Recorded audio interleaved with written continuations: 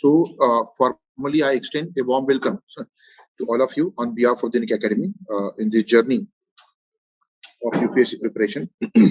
Yesterday, we had one lecture, which was kind of a general introduction to civil service examination, right? Today, we will have introduction to one particular subject, that is history of India. As far as history is concerned, in GS paper 1, we have syllabus for history of India and also for modern world history, right? But we would be primarily dealing with history of India today. And Jawad Kaji sir would talk about world history, modern world history. Okay. And that is the format. I would be dealing with Indian history, he would be dealing with world history. In this lecture, we would first try to understand what do we understand by the term history, right? What do we need to study in history, isn't it? And after understanding these two things, what is history and what do we need to study in history, we would talk about what is Indian history, right? What is syllabus of UPSC examination?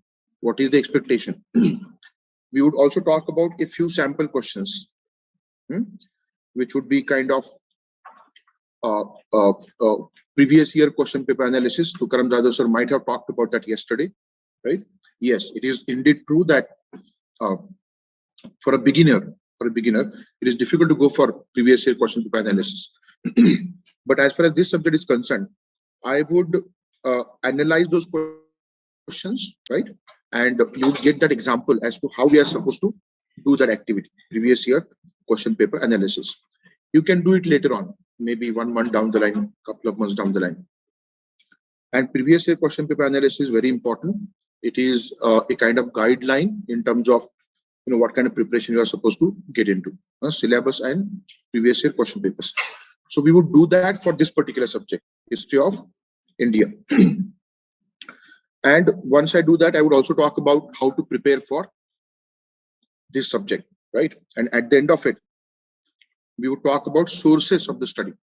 So in short, book list. The book list, hamesha puchte hain log, book list. But I must tell you, you are supposed to understand all these things in this lecture and do not carry confusion.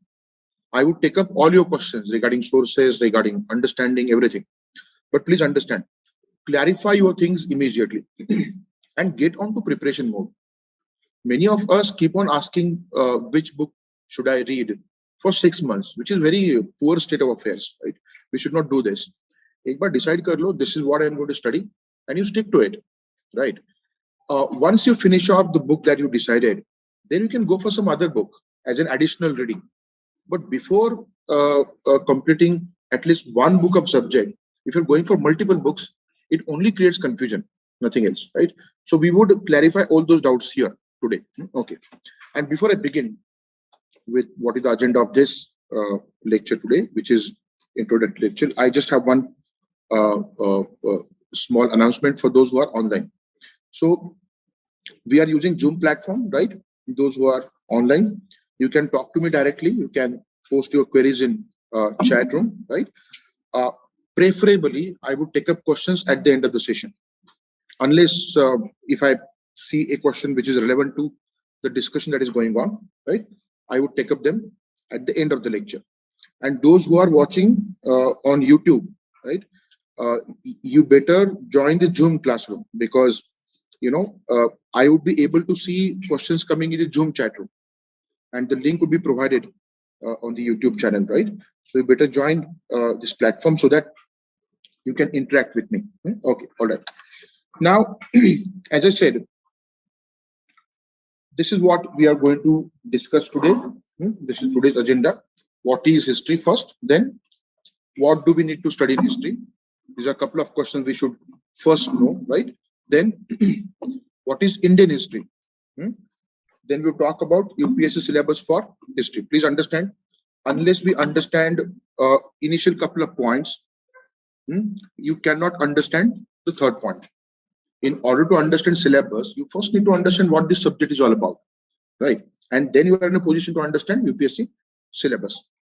Then we will talk about sample questions, as I said, on Indian history, right? Then how to study Indian history, approach जिसको बोलते हैं ना, what kind of approach should we have. Then sources for the study of Indian history. So this is what I intend to discuss today, which is very basic but very important. Okay. And when I discuss sample questions, I would also talk about previous year question paper analysis. Okay, okay. Let us begin with this. What is history?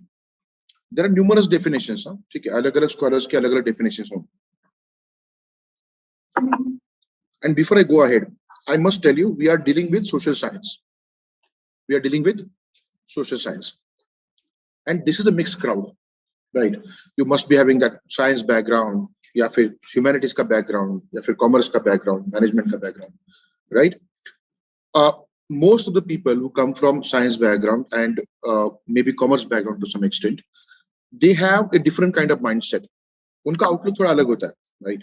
They're always with this mindset. They want clarity in everything. They want clarity in everything. For them, everything is binary, 1 or 0, right? True or false. है ना?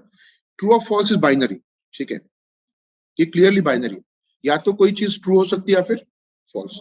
What about good and bad? This is not binary, right? You cannot say that XYZ person is completely bad.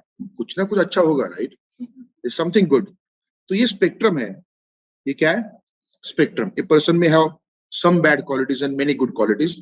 A person may have some good qualities and many bad qualities. This is quite possible, right? इसको spectrum बोलते हैं. आप कोई एक opinion नहीं दे सकते. You cannot come up with one certain answer, isn't it?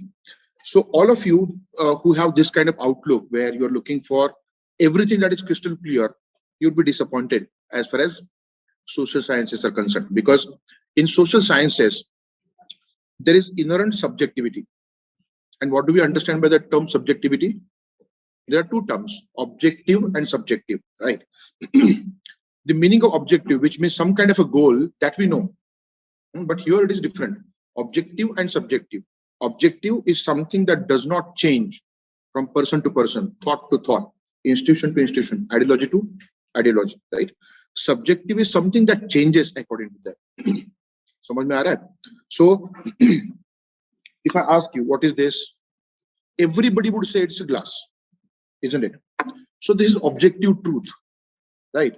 ये fact है. Everybody would say same thing, right? This is objective, है ना? Do you like this glass? Answer मत करो. Now opinion will vary, right? That becomes subjective.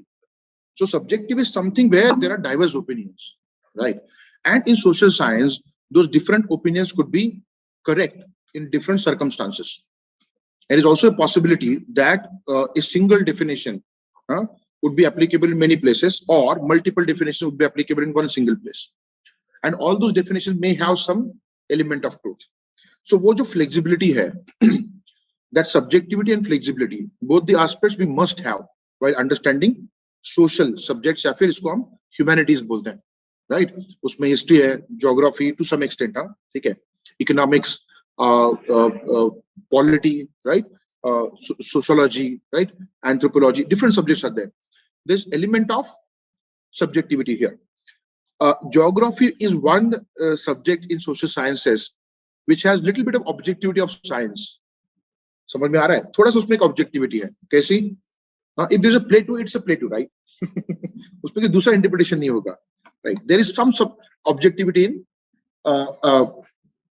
geography. But if you look at history, right, there are two things. One, what kind of perspective, ideology you have, that would make a difference. Plus, certain things are inherently open to interpretation. Certain things are inherently open to interpretation. If you have read something about history, which you have done it, right, in your schooling, there's no doubt about that, but हम भूल जाते हैं, that's a different thing, right? But कुछ भी पढ़ा हो तो आपको पता होगा कि there are different opinions about different things in the past. So for example, modern का लेता हूँ मैं थोड़ा सा, revolt of 1857, यही पढ़ा है ना आपने? Everywhere revolt of 1857. But Savarkar said it was first war of independence. It was not a revolt. वो गुस्सा होते थे revolt बोलने के बाद. It was first war of independence, right? So what was it? There are some historians who say that it was a revolt. There are some who say it was a mutiny, mere mutiny. There are others who say it was war of independence, and there are many others who say it was neither first nor a war of independence. So this is subjectivity. समझ में आ रहा है आपको? Open to interpretation. History में कई सारी ऐसी बातें हैं जहां पे it is open to interpretation. Number one. So you should understand all the views.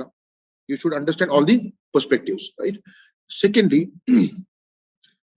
do not get trapped into ideological debate.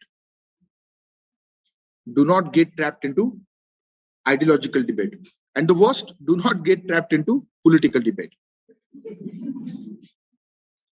So sincere request to all of you.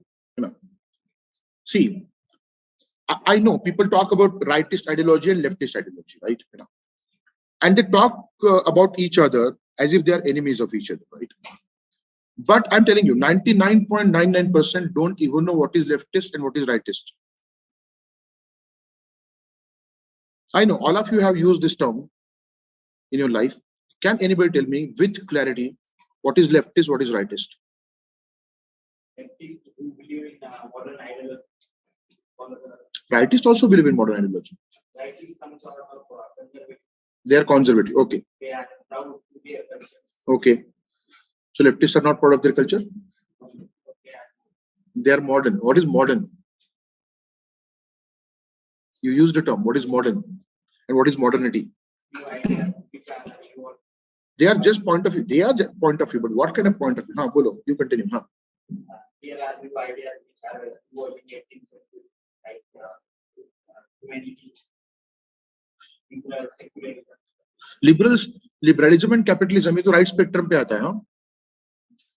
Politically speaking, liberals and capitalists are on the right spectrum. So are they conservative? Aren't they modern? That's why I said ऐसा नहीं है पूरी तरह से, है ना? But he is largely correct. There are two things that we should talk about when it comes to right and left. Rightists are generally, as you said, conservative, and they present an elitist viewpoint. समझ में आ रहा है? Yes. Now this is another aspect of it. So as you said, rightists are generally conservative. They want to maintain status quo. Status quo कौन maintain करना चाहता है बताओ? Status quo जानते हो ना? Status quo मतलब जैसा है वैसा ही चलना चाहिए.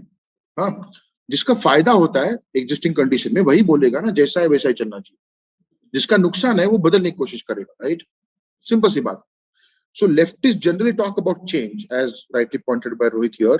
Leftists want to make change with new thinking or upgradation. Okay. Okay, right. So rituals है कि और क्या है उसको छोड़ो, but they are conservative. Okay. That is one aspect of it. जहाँ पे हम ये बोल रहे हैं कि rightists are generally conservative, status quoist, right? And थोड़ा elitist एक उनका एक mindset होता है. I'm coming back to my subject quickly because I don't want to get into that mode.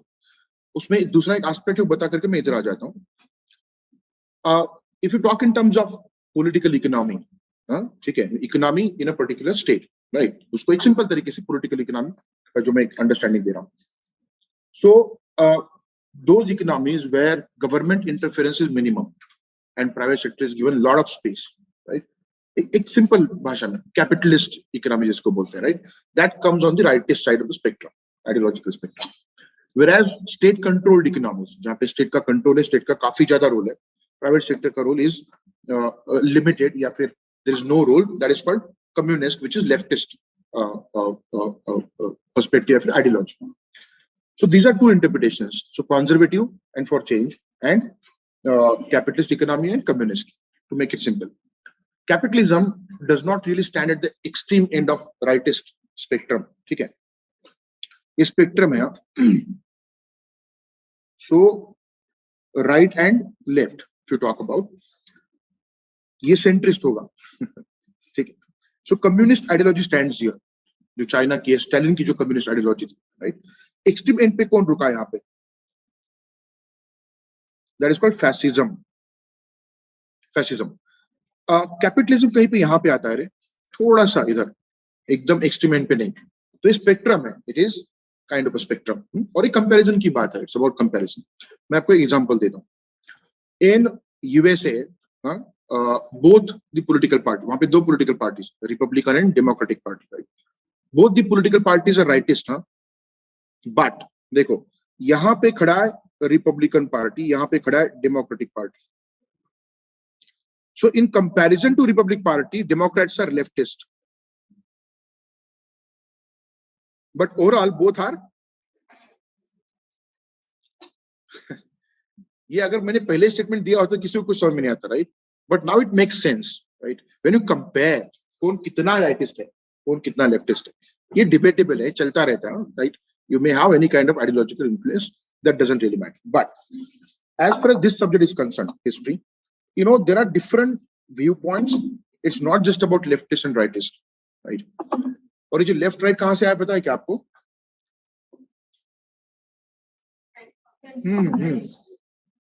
France से. France before revolution, right? वहां पे जो एक असेंबली बनी थी, उसका जो एक प्रिसाइडिंग ऑफिसर था, स्पीकर काइंड ऑफ थिंग, उसके राइट हैंड साइड में जो लोग बैठे थे ना, they were justifying the status quo. और जो लेफ्ट हैंड साइड पे बैठे थे, they were talking about revolution. What is revolution? Radical change, छोटा मोटा नहीं. When you want to make some changes in the existing system, that is called reform, right? When you want to completely replace the existing system by the new system, that is called revolution. So there were people who were talking about revolution, leftist. Those who were opposing it, trying to maintain the status quo, rightist. In history, these are not the only two perspectives, though this has been the major discussion in general in society. There is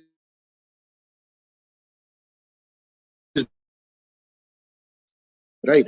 so right left ठीक है, आप दोनों चलते रहे, चलने तो आपका, लेकिन जो सबसे नीचे लोग हैं, दबे हुए, उनके पर्सपेक्टिव से हिस्ट्री कैसे देखा जाएगा? Subaltern perspective. Are you getting this? तो अलग अलग पर्सपेक्टिव्स हैं, ठीक है. नाउ ये एक आता है हमेशा से कि हम कौन सा पर्सपेक्टिव फॉलो करने वाले. आइडियोलॉजीज एनलाइटन अस, ठीक है. हम जैनिज्म सीखेंगे कहीं ना कहीं, right? We would talk about Jainism. In Jainism there is a story. एक हाथी है, ठीक है, और 10 लोगों को आंखों में पट्टी बांध के छोड़ दिया कि बताओ क्या है. Nobody could tell what it is. हर कोई अपना अलग इंटरप्रिटेशन, जिस पार्ट को हाथ लगा हाथी के, कुछ और ही बोल रहे, राइट? है ना? ये ऐसे क्यों होता है? Because you are blind to other aspects. You are only looking at that aspect which you touched. समझ में आया? ओके. नाउ कोई भी एक चीज हो, हिस्ट्री है, राइट, वर्ल्ड पॉलिटिक्स है, आपका डोमेस्टिक पॉलिटिक्स है, कोई भी इकोनॉमिक्स है, every ideology throws light on some part of it, right? If you want to have comprehensive understanding of that, तो क्या करना पड़ेगा आपको? You have to look at it from all the perspectives. That would give you complete understanding. समझ में आया? So while discussing history here, we would not be talking about any particular leftist or rightist perspective. मैं आपको सीधा बता रहा हूँ. See, rightist perspective generally focuses on, as you rightly said, cultural aspects, right? Political aspects, and you know, जिसको आप elitist view बोलोगे. Rightist perspective का जो history होता है, generally they talk about kings, their military campaigns, their administration, right? Different policies, conditions of elite section. So that is, and cultural aspect as well. They focus a lot on cultural aspect. Leftist historians, they focus on majorly socio-economic conditions. उनका सवाल ये होता है, जिसकी discussion आप कर रहे हो, जिसका डिस्कशन एलिट, ये है ही कितने समाज में? 2%, 3%, 4%. तो 4% लोगों का हिस्ट्री पूरे देश का हिस्ट्री नहीं हो सकता. You talk about common masses. What were the conditions of common people? What kind of occupation they were involved in, right? What were the socio-economic conditions? तो इसके ऊपर फोकस करते हैं लेफ्टिस्ट. दोनों की प्रॉब्लम्स आपको समझ में आए होंगे, राइट? राइटिस्ट लोगों का प्रॉब्लम ये है कि they do not really look at the masses. Leftist लोगों का प्रॉब्लम क्या है? in every aspect they bring in class, capitalist class, worker class. इनको और कुछ नहीं दिखता.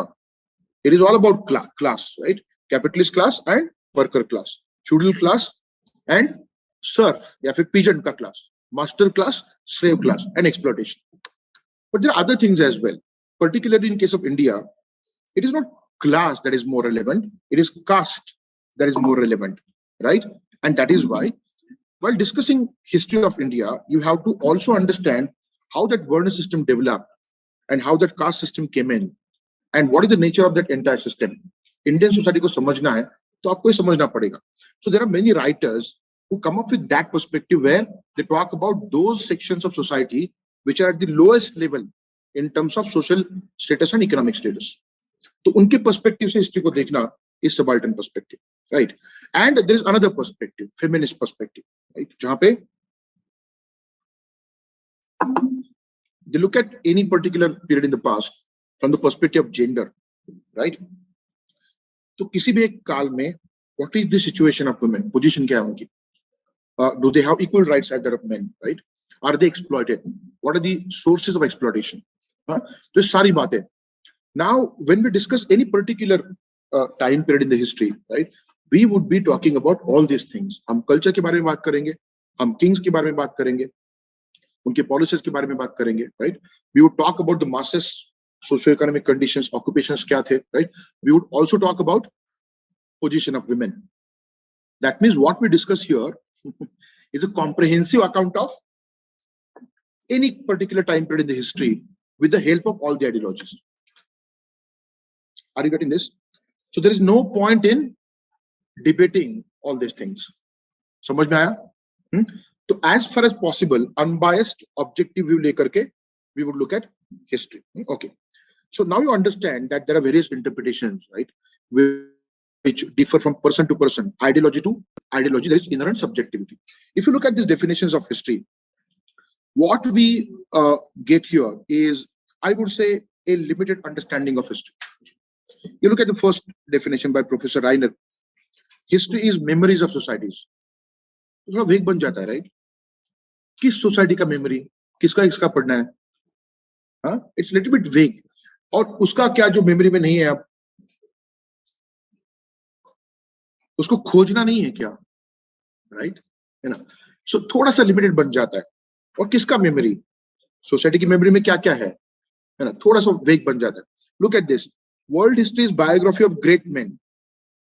What about common men and women? ये थोड़ा फिर से नैरो हो गया, right? Okay. Third, history is dialogue between present and past. Interesting लगता है ना, dialogue between present and past. But does that give you exact understanding of what is history? It's still limited. कौन सा dialogue? What are we discussing exactly? Right? So these are definitions by different scholars, right? ये बहुत पुरानी बातें हैं, लेकिन they make sense, no doubt about that. But वही बात है, when we look at something, we look at those things with a hindsight. Hindsight मतलब बहुत लोगों ने contribute किया है, उनका जो पिछला जो contribution है वो देख करके हमारा understanding बढ़ जाता है. When I say that these understandings are limited, does that mean I am greater than these scholars? I am nobody, right? We are merely students of history, nothing more than that.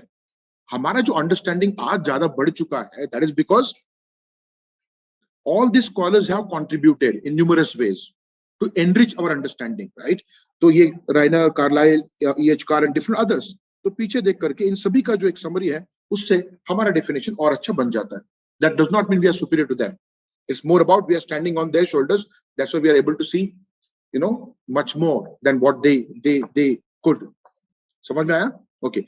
So let us try to understand exactly what history means. ठीक है, ये basic सवाल अभी भी है. What is history? If I ask you, which I don't want to, because of अलग-अलग answers आएंगे, but in every classroom, you know, one thing that I get when I ask what is history, people talk about past in one way or the other way. एक ना एक तरीके से लोग past के बारे में बात करते हैं, right? So there is one term that comes. History is past. But is it? वो question mark आता है वहाँ पे. Is it? Because there are two more questions which baffle us, confuse us, right? What is that? What is prehistory and what is proto-history? देखो, history is past बोलने के बाद ना वो infinite बन जाता है. It becomes infinite. कहाँ तक जाएंगे? Big Bang तक. Do you know Big Bang?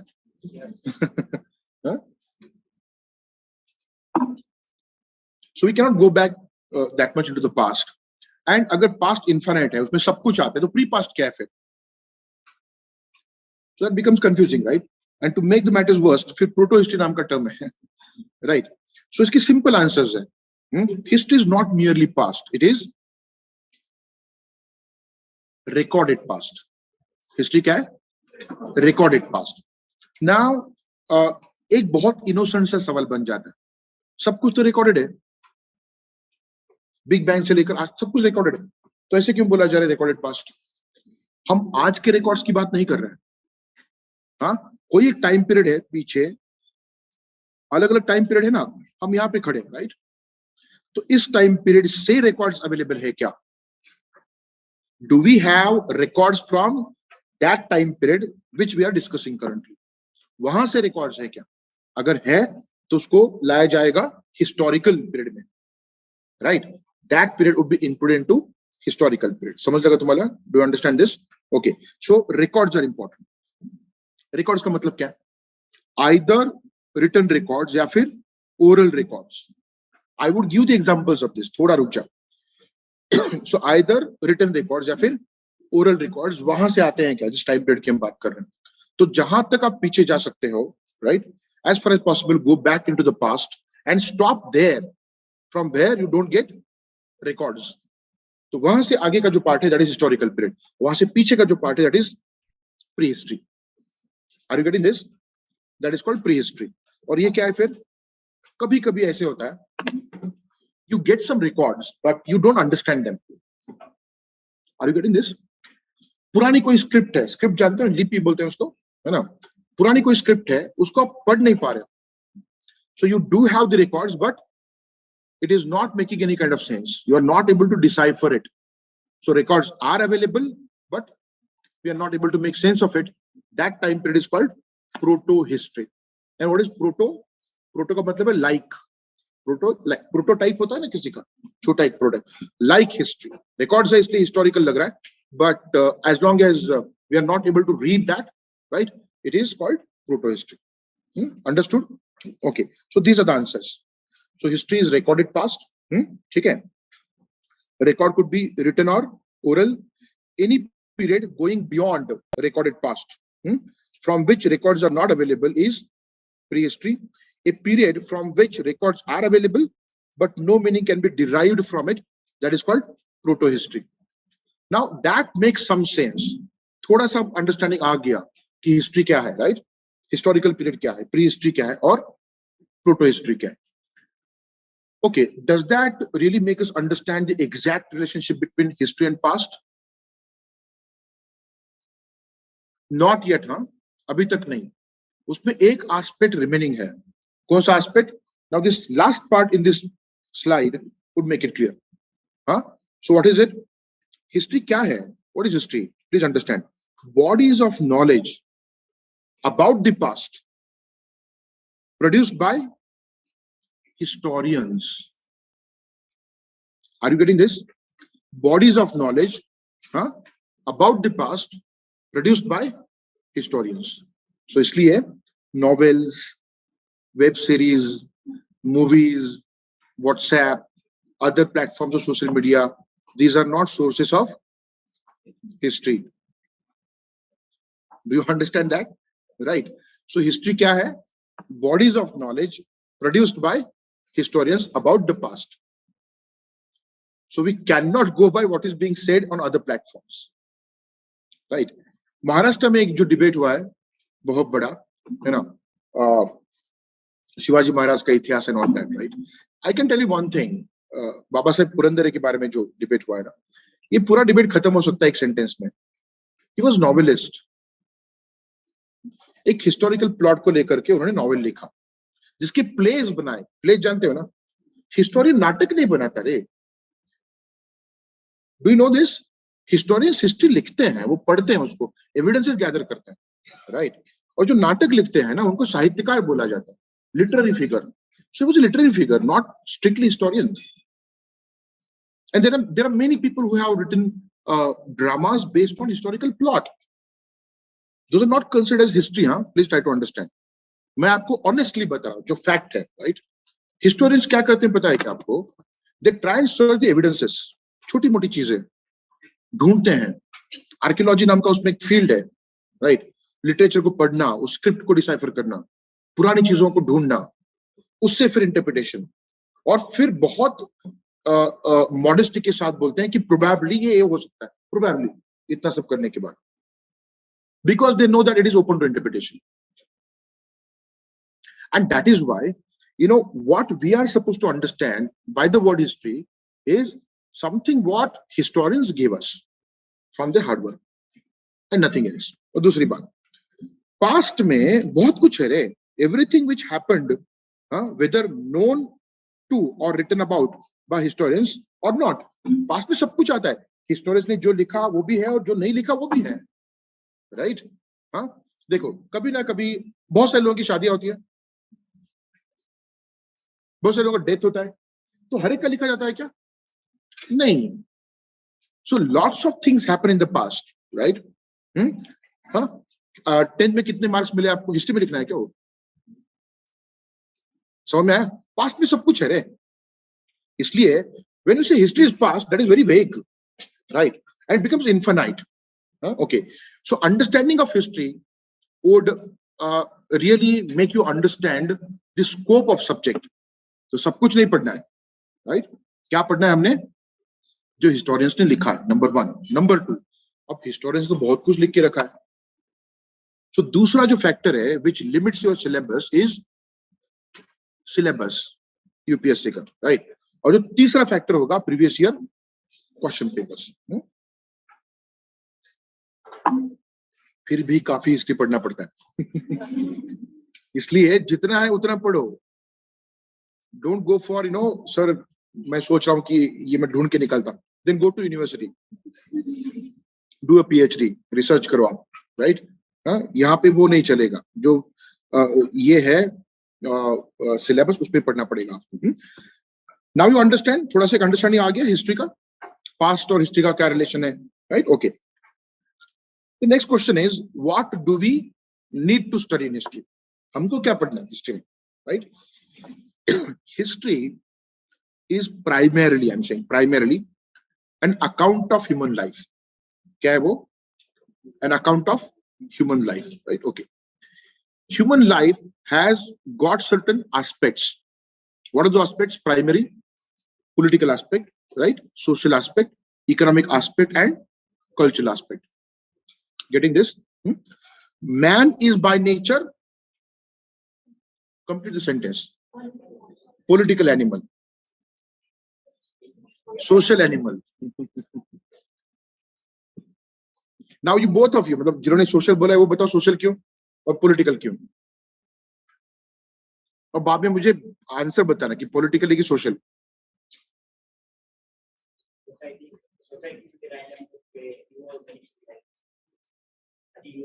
Did I ask you about civilization? No. Let us not refer to it. Society क्यों बनी? It is said something like this: man is gregarious, right? Man is social, that is why society बनी. तो वो उसको reverse बता रहा है actually. ठीक है?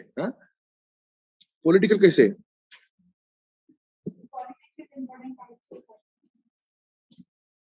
Do you agree with her? Many of you must be hating politics, right? You're the biggest politicians. She's absolutely right. And बाकी जो सोशल बोल रहे थे वो भी सही है. मैंने कहा ना, सोशल साइंस में दोनों चीजें एक साथ सही हो सकती है. आप सीरियसली नहीं ले रहे थे शायद जो फर्स्ट पार्ट में जो बोल रहा था. और you should say one thing, Aristotle ने बोला है मैन इज पॉलिटिकल एनिमल, बात ही खत्म हो गई. बोलो ना फिर. ठीक है, एक्चुअली ये बड़ा डिबेट होगा. It's quite debatable, right? हाँ, debate ये देखो, man is both political and social animal. There is absolutely no doubt about that, right? Rohit, you're talking about organized politics, right? Rohit is saying political है because he needs state to control and manifest his power. ये थोड़ा political science झलक रहा है यहाँ पे. But मैं उसको झलकने नहीं दूंगा. ये GS का क्लासरूम है, right? I would bring you back to the basic things. आप ये समझो इस बात को कि आपका ऑप्शनल कुछ भी हो सकता है. Your optional could be history, your optional could be political science, anthropology, economics. उसका स्पेशलाइज्ड नॉलेज यहाँ पे लेके नहीं आना है. इसकी आदत बनाओ. एंड जनरली भी ऑब्जर्व कि जिसका पॉलिटिकल साइंस है उसको जीएस पेपर पे भी कम मार्क मिलते हैं. और जिसका हिस्ट्री है उसको पेपर 1 में, ज्योग्राफी पेपर 1। बिकॉज होता क्या है, when you study a particular subject in depth, कोई भी इंसान सीखता है ना, सीखने के बाद, हाँ, पढ़ने के बाद नहीं, सीखने के बाद, राइट, नॉलेज एम्पावर्स यू। तो इंसान एक्सप्रेस करना चाहता है वो कहीं पे, राइट, तो गलती से एक्सप्रेस कर बैठता है जीएस में, और वो चेक करने वाला जान जाता है, हाँ ये अरिस्टोटल लेके आ रहा है, मतलब ये पॉलिटिकल साइंस का है, इसको पेपर 2 में एडवांटेज मिलेगा, कट टू द साइज। ये हो सकता है। इसलिए while you are in GS classroom and where you are writing in GS papers, you must use simple language, right? और अंडरस्टैंडिंग के लिए हमेशा सिंपल लैंग्वेज सही होती है, ठीक है।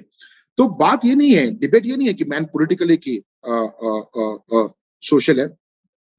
Man is both political and social. In fact man can be social only when man is political.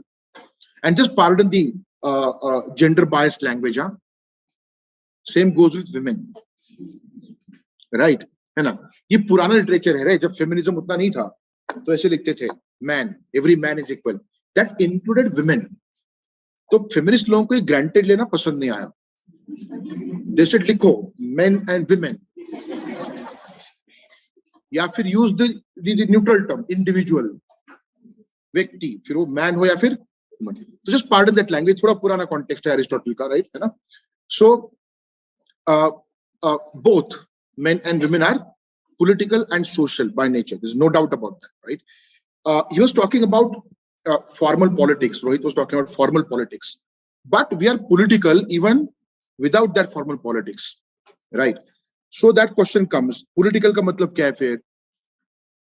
What is political? We have that narrow interpretation, which is here.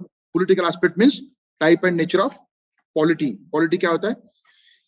Political system, right? राज्य व्यवस्था म्हणतात Marathi, right? Political system. You talk about administration, right? And then important political events. But politics is there everywhere, right? उसकी दो understandings है. Generally, people have negative understanding of politics, right? And that's why people say we hate politics. But politics जो है, लोग बोलते हैं politics बुरा होता है, बोलते हैं ना, politics is bad, right? आपने कभी ना कभी स्कूलिंग में, डिबेट कंपटीशन में, ऐसे में ये टॉपिक डील किया होगा, कौन सा? साइंस, बून और पेन। सभी ने किया, I know that very well. कुछ लोग उससे भाग गए होंगे, बात अलग, लेकिन सामने तो आया था कि टॉपिक, ठीक है। मुझे तो हमेशा लगता था स्कूल में कि कोई टॉपिक नहीं मिलता है ना तो ये दे देते कि हाँ साइंस, बून और पेन, रिजर्व टॉपिक था वो, हाँ ये डाल दो। तो हमने कुछ ना कुछ लिखा था एट दैट टाइम। क्या लिखा था आपने, मैं नहीं जानता, प्लेसिंग है या फिर whatever, it's kind of pain, right? है ना। But do you know science itself is neither boon nor pain. Science is value neutral. उसको खुद का कोई वैल्यू नहीं है, राइट? एक बात बताओ, लाइटर होता है, lighter, it is scientific invention, isn't it? Lighter से आप किसी का झोपड़ा जला सकते हो, तो लाइटर बुरा नहीं होता, जलाने वाला। एक आध दूसरा उसी झोपड़े में जाके दिया जलाएगा, तो इसमें लाइटर अच्छा नहीं है, इंसान। सो इंस्ट्रूमेंट है रे साइंस, क्या है?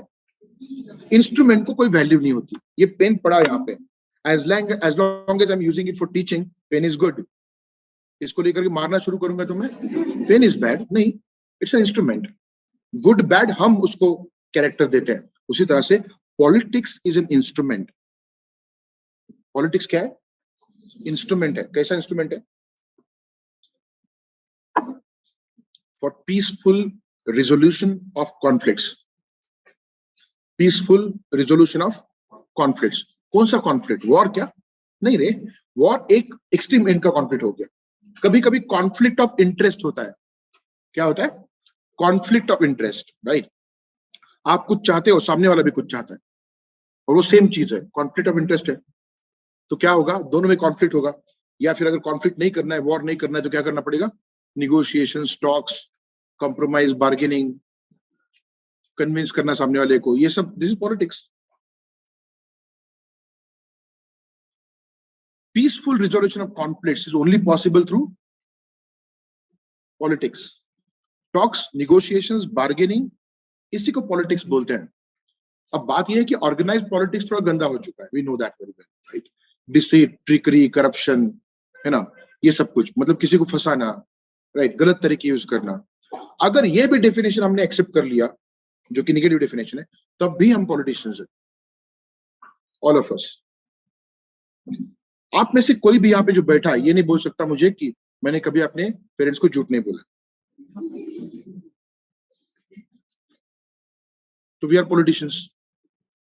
डिसीट, ट्रिकरी, ये भी अगर यूज किया है, आप में से कितने लोग साइंस बैकग्राउंड के हैं? वो टाइट्रेशन का तो किया होगा ना लाइब्रेरी में, प्रोजेक्ट, एक्सपेरिमेंट, क्या किया था टाइट्रेशन में? तब पता नहीं था, आज क्या बोलेंगे?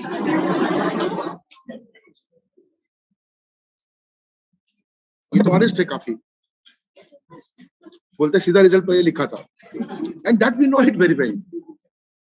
कौन सा ब्यूरेट, कौन सा पिपेट, कुछ नहीं पता होता, कौन सा सॉल्यूशन किसमें डाल लिया, कौन सा कलर आना है, कुछ नहीं पता। हम में से कुछ होते हैं वेरी क्लेवर स्टूडेंट्स, वो रिजल्ट लेके आते हैं, जैसे कि सीनियर्स से पूछ के उनका एक पुराना एक रिकॉर्ड बुक लेकर के, है ना, और भी बोल देते हैं फ्रेंड को रिजल्ट है 7.8। अब जो शुरू होता है मैनिपुलेशन, कुछ तो कुछ करते रहेंगे वो, जब तक टीचर देख रहे हैं। उसके बाद क्या करोगे? रीडिंग 7.1, 8.2, है 7.4। You are clever enough to make average of it, right? और फिर रिजल्ट क्या लिखोगे? 7.79। कितना ऑनेस्ट है ना? एक पॉइंट का एरर है, मतलब ऑनेस्ट है। It is all manipulation. हमने एजुकेशन को पॉलिटिक्स से नहीं छोड़ा, नहीं बख्शा। तो आपको बताऊं मैं कि human life has got a very strong political aspect, तो हमको पढ़ना ही पड़ता है, राइट, है ना? सो ये तो बहुत बड़ा टॉपिक है, उसमें नहीं जाऊंगा मैं, but yes, there is a political aspect to human life and we have to talk about it. हाँ, एज समबडी सेड हियर, उसका एक सिंपल अंडरस्टैंडिंग ये है कि we live under the state. हम कहाँ रहते हैं? एक स्टेट में रहते हैं, राइट? इसीलिए हमारा एक पॉलिटिकल एस्पेक्ट होता ही है, राइट? आज के समय में we vote, right? There is one important aspect, we pay taxes.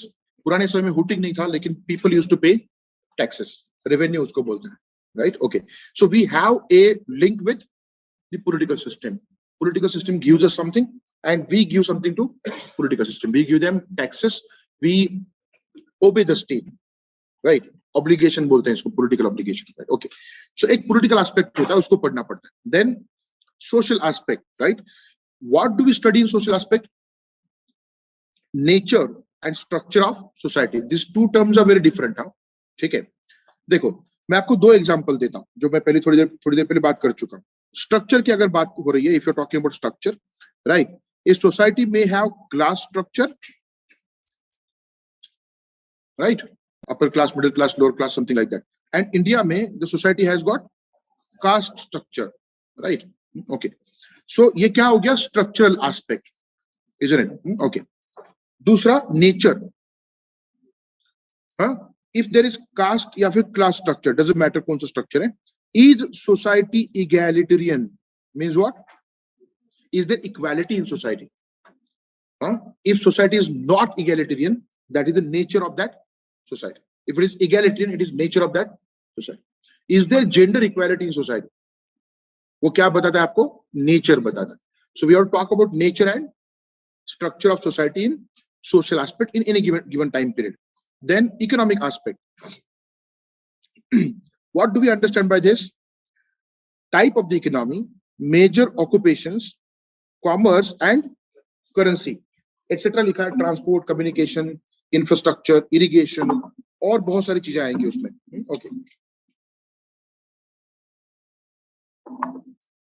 Late me talk about this first, type, ठीक है?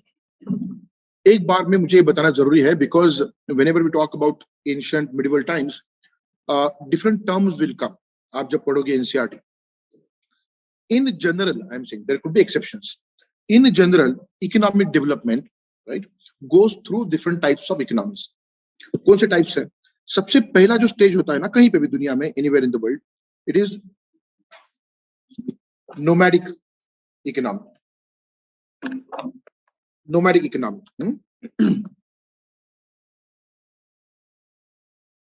एक और टर्म यूज होता है जनरली इसके साथ, pastoral economy,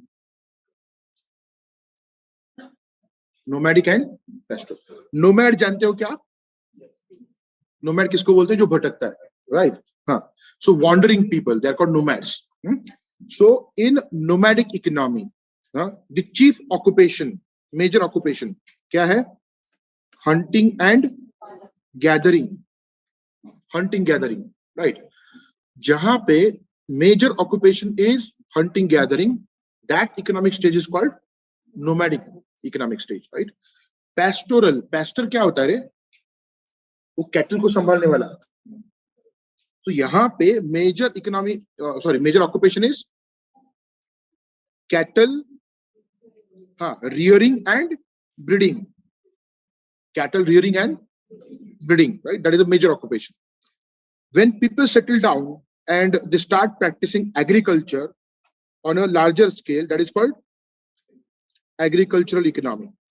When there was nomadic phase or pastoral phase, agriculture नहीं था ऐसा नहीं है, but major occupation कौन सा, ये matter करता है. और major occupation, how do we decide that? When most of the people are involved in a particular occupation, उसको बोला जाता है major occupation. So if most of the people are involved in hunting gathering, that is nomadic economy. When most of the people are involved in cattle rearing and breeding, that is pastoral economy. When most of the people are involved in agriculture, that is called agricultural economy. Next stage जो आता है ना, that is called mercantile economy. ये कब आता है मैं वो बताता हूँ. Agriculture generally was practiced by people in ancient times on those areas which were fertile.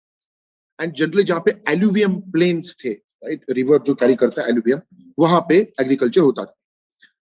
Abundant availability of water because of the rivers and very rich fertile alluvium soil that resulted in, आज जो हम word use करते हैं, bumper production, right है ना, more production than what you require, right, to sustain.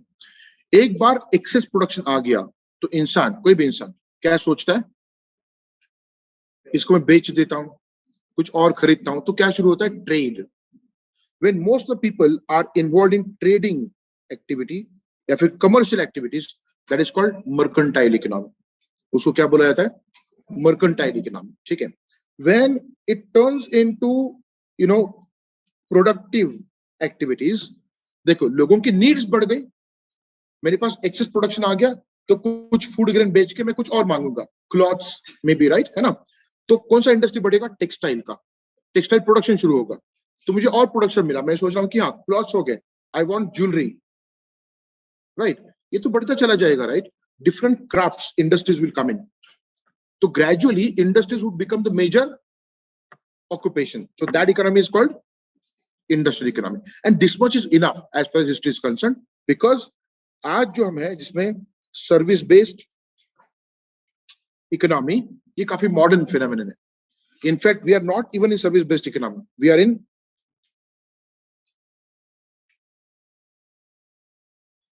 knowledge economy. Right now, we are living in digital economy, knowledge economy. सबसे important factor है data, information. Right? We are living in the world of what? Knowledge. तो ये वो development है, but यहाँ तक का जो है, that is enough for us. So when I say type of economy, ये इस तरह का टाइप हमसे एक्सपेक्ट किया जाएगा, understanding while we discuss history. Occupation की बात मैंने की है, कॉमर्स की बात हमने की यहाँ पे, राइट. एंड देन करेंसी, ये काफी इंपॉर्टेंट एस्पेक्ट है हिस्ट्री का. Currency tells us a lot of things, right. और करेंसी को स्टडी करने का जो साइंस है, इट इज कॉल्ड न्यूमिज्मेटिक्स. उसको क्या बोलते हैं? न्यूमिज्मेटिक्स. कोई पुराना कॉइन मिला ना, तो बहुत कुछ चीजें पता चलती है, राइट. कॉइन कौन सा है? सिल्वर, गोल्ड, लेड, हाँ, ठीक है. If it's golden coin, that means probably the kingdom was prosperous. समझ में आ रहा है? Purity of metal tells you the economic conditions at that time. समझ में आ रहा है? कॉइन के ऊपर क्या दिखाया है? What is depicted? राजा का फोटो है, कोई देवी देवता का फोटो है, कुछ लिखा है, उससे आपको कई सारे कल्चरल एस्पेक्ट्स पता चलते हैं, right. So currency itself tells us about economic aspect, cultural aspect, social and political as well, many a times. Right, okay, and that is what is an important source of information in history. So currency अगर है तो it gives a boost to trade and commerce. Barter system में problem क्या है? you need double coincidence of wants, right? Double coincidence of wants, ठीक है, आपको जो चाहिए वो दूसरे के पास होना चाहिए, राइट? और उसी समय आपके पास वो चीज होनी चाहिए जो उसको चाहिए, तभी जाके exchange possible. It limits trading activity. But currency, इसके लिए डबल कोइंसिडेंस की जरूरत नहीं है. You just use the currency, you can get whatever you want, right? So trading activities increase if there is currency. तो उसका भी एक important aspect economy का.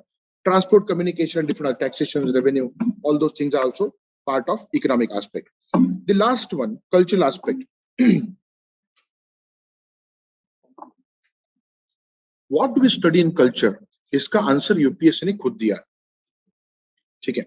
And this is completely from UPSC syllabus. UPSC ने syllabus में लिखा है, मैंने बस एक एडिशनल वर्ड डाल दिया है, ये remaining 3 words are there in the syllabus. What is culture? Art forms, right? Architecture and literature.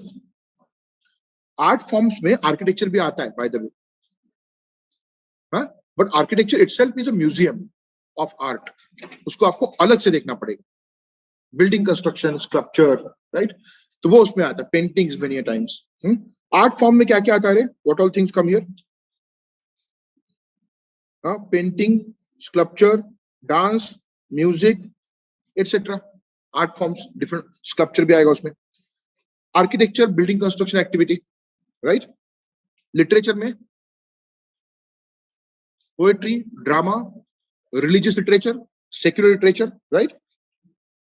When you talk about literature, don't you think you should talk about language as well?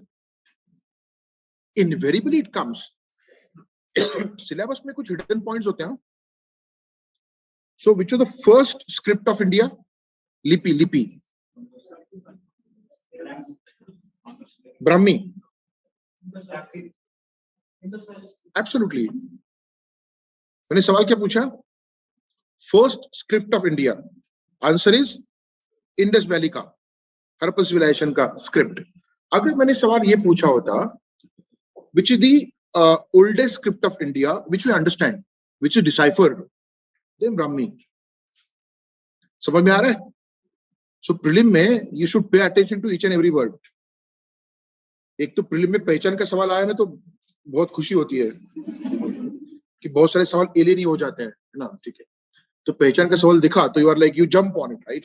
हाँ मुझे पता है, लेकिन पता है में वो जो एक उत्साह आता है ना, उसमें आप गलती ना कर बैठो, ठीक से पढ़ो. ओल्डेस्ट स्क्रिप्ट, लेकिन कौन सी?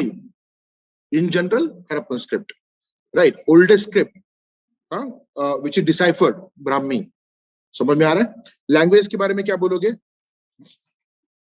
कुछ बोलना मुश्किल है. हड़प्पन लैंग्वेज पता नहीं कौन सी थी, वो पुरानी है. उसके बाद Sanskrit, various types of Prakrit language. समझ में आ रहा है आपको? नॉर्थ वेस्ट इंडिया में खारुष्टी नाम का स्क्रिप्ट था, अरिमाइक लैंग्वेज थी, राइट? एंड देन प्राकृत का जो लास्ट वर्जन है अपभ्रंश इट इज कॉल्ड, उससे फिर बहुत सारे रीजनल लैंग्वेजेस, राइट? लेकिन अपभ्रंश से तमिल लैंग्वेज का ओरिजिन नहीं है. Tamil language has its own independent origin and they develop their own script which is called Grantha script, right? तो ये सारी बातें पता होनी चाहिए. There will be questions on Sangam literature, आ चुके हैं. तो Sangam literature was Tamil literature. So when you talk about literature, you must talk about language as well. Are you getting this? So art forms, architecture, language and literature. That is what falls into what is called culture. समझ में आया? मैंने अभी तक syllabus की बात नहीं की है. I am talking about what do we need to study in history in general. In general, right? Okay. Now let us try to understand Indian history and syllabus. थोड़ा सा उसको समझने की कोशिश करते हैं.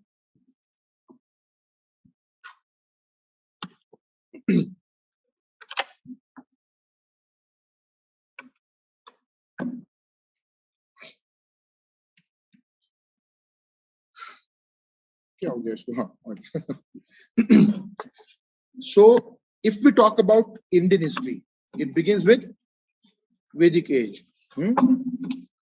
ऐसा नहीं है कि मैं हिंदू हूं इसलिए वैदिक एज बोल रहा हूँ ना, ऐसा नहीं होता है. यहाँ पे रिलीजन, कास्ट, है ना, पॉलिटिकल आइडियोलॉजीज सब कुछ बाहर क्लासरूम के अंदर नहीं. हाँ ठीक है, अभी शांति समझा रहा हूँ.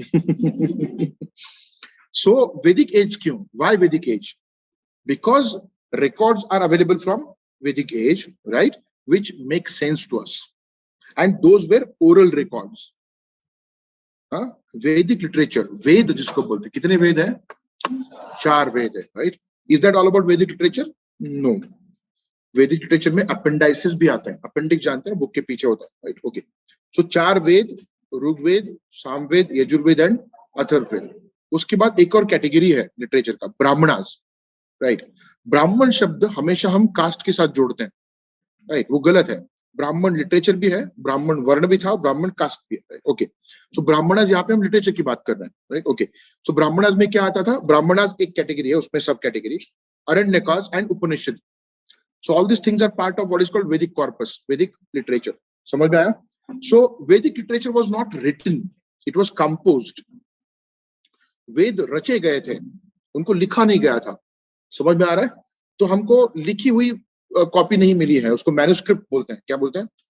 पुरानी बुक का कोई कॉपी मिलना, मैन्युस्क्रिप्ट, वो नहीं मिला है, राइट? और जो मैन्युस्क्रिप्ट मिला है वो बहुत बाद का है, वैदिक काल के बाद में उसको कुछ सेंचुरीज के बाद उसको लिखा गया, बट वैदिक काल में उसको लिखा नहीं गया था. नंबर 1. नंबर 2, कुछ हिस्टोरियंस ये बोलते हैं कि लिखा गया था, हमारे पास उसका एविडेंस नहीं. हो सकता है, quite possible. As I said, things are quite open to interpretation. So those who say that it was composed, Vedas were composed, they say that Vedic people were illiterate. Means what? They did not know the art of writing, right? But they were educated. हाँ, हम आज literate है लेकिन educated नहीं है, ठीक है? So इसको फिर से as a derogatory remark मत लेना. Do not take it as a derogatory remark. So they were illiterate, positively illiterate, positively. There are those who say they were not illiterate because in Vedic era अलग अलग चीजें हैं. यज्ञ वेदी होती है ना, they used to perform यज्ञ, जानते हो ना, है ना? तो उसके लिए कैलकुलेशन लगते थे, उसका जो shape and all that required some kind of writing. So it is not possible to imagine such kind of writing, such kind of literature without knowing the art of writing. तो दोनों interpretations है, उसका कोई conclusive evidence नहीं है, right? Okay, so Vedic age से what do we get? First record of India which makes sense, and that's why beginning of history from Vedic age. Vedic age के पहले जो time period था, it is called Harappan civilization या फिर Indus Valley civilization. So as you said, records are available from this time period, but not deciphered yet. Harappan script जो है उसका मतलब हम समझ नहीं पा रहे, और समझने की संभावना भी काफी कम है. If we get some kind of breakthrough, good enough, but problem ये है कि there are many signs, right? And writing is very short. बहुत कुछ लिखा है, और science, basic science अगर limited है, then it is easy to decipher, right? English में कितने alphabets हैं? 26. मराठी में कितने हैं? देवनागरी में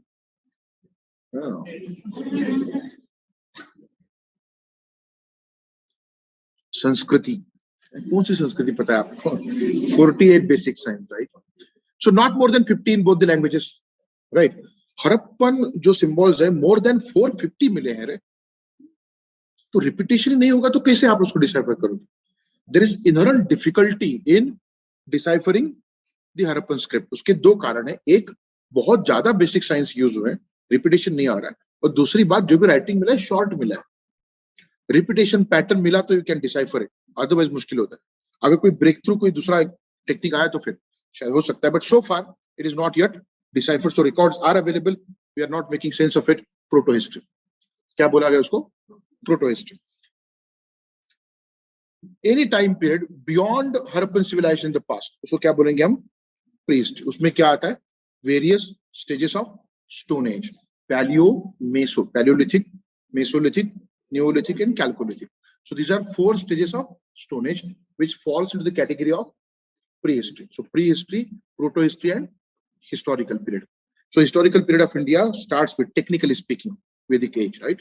उसके पहले का जो है proto-history है, उसके पहले का जो है it is prehistory.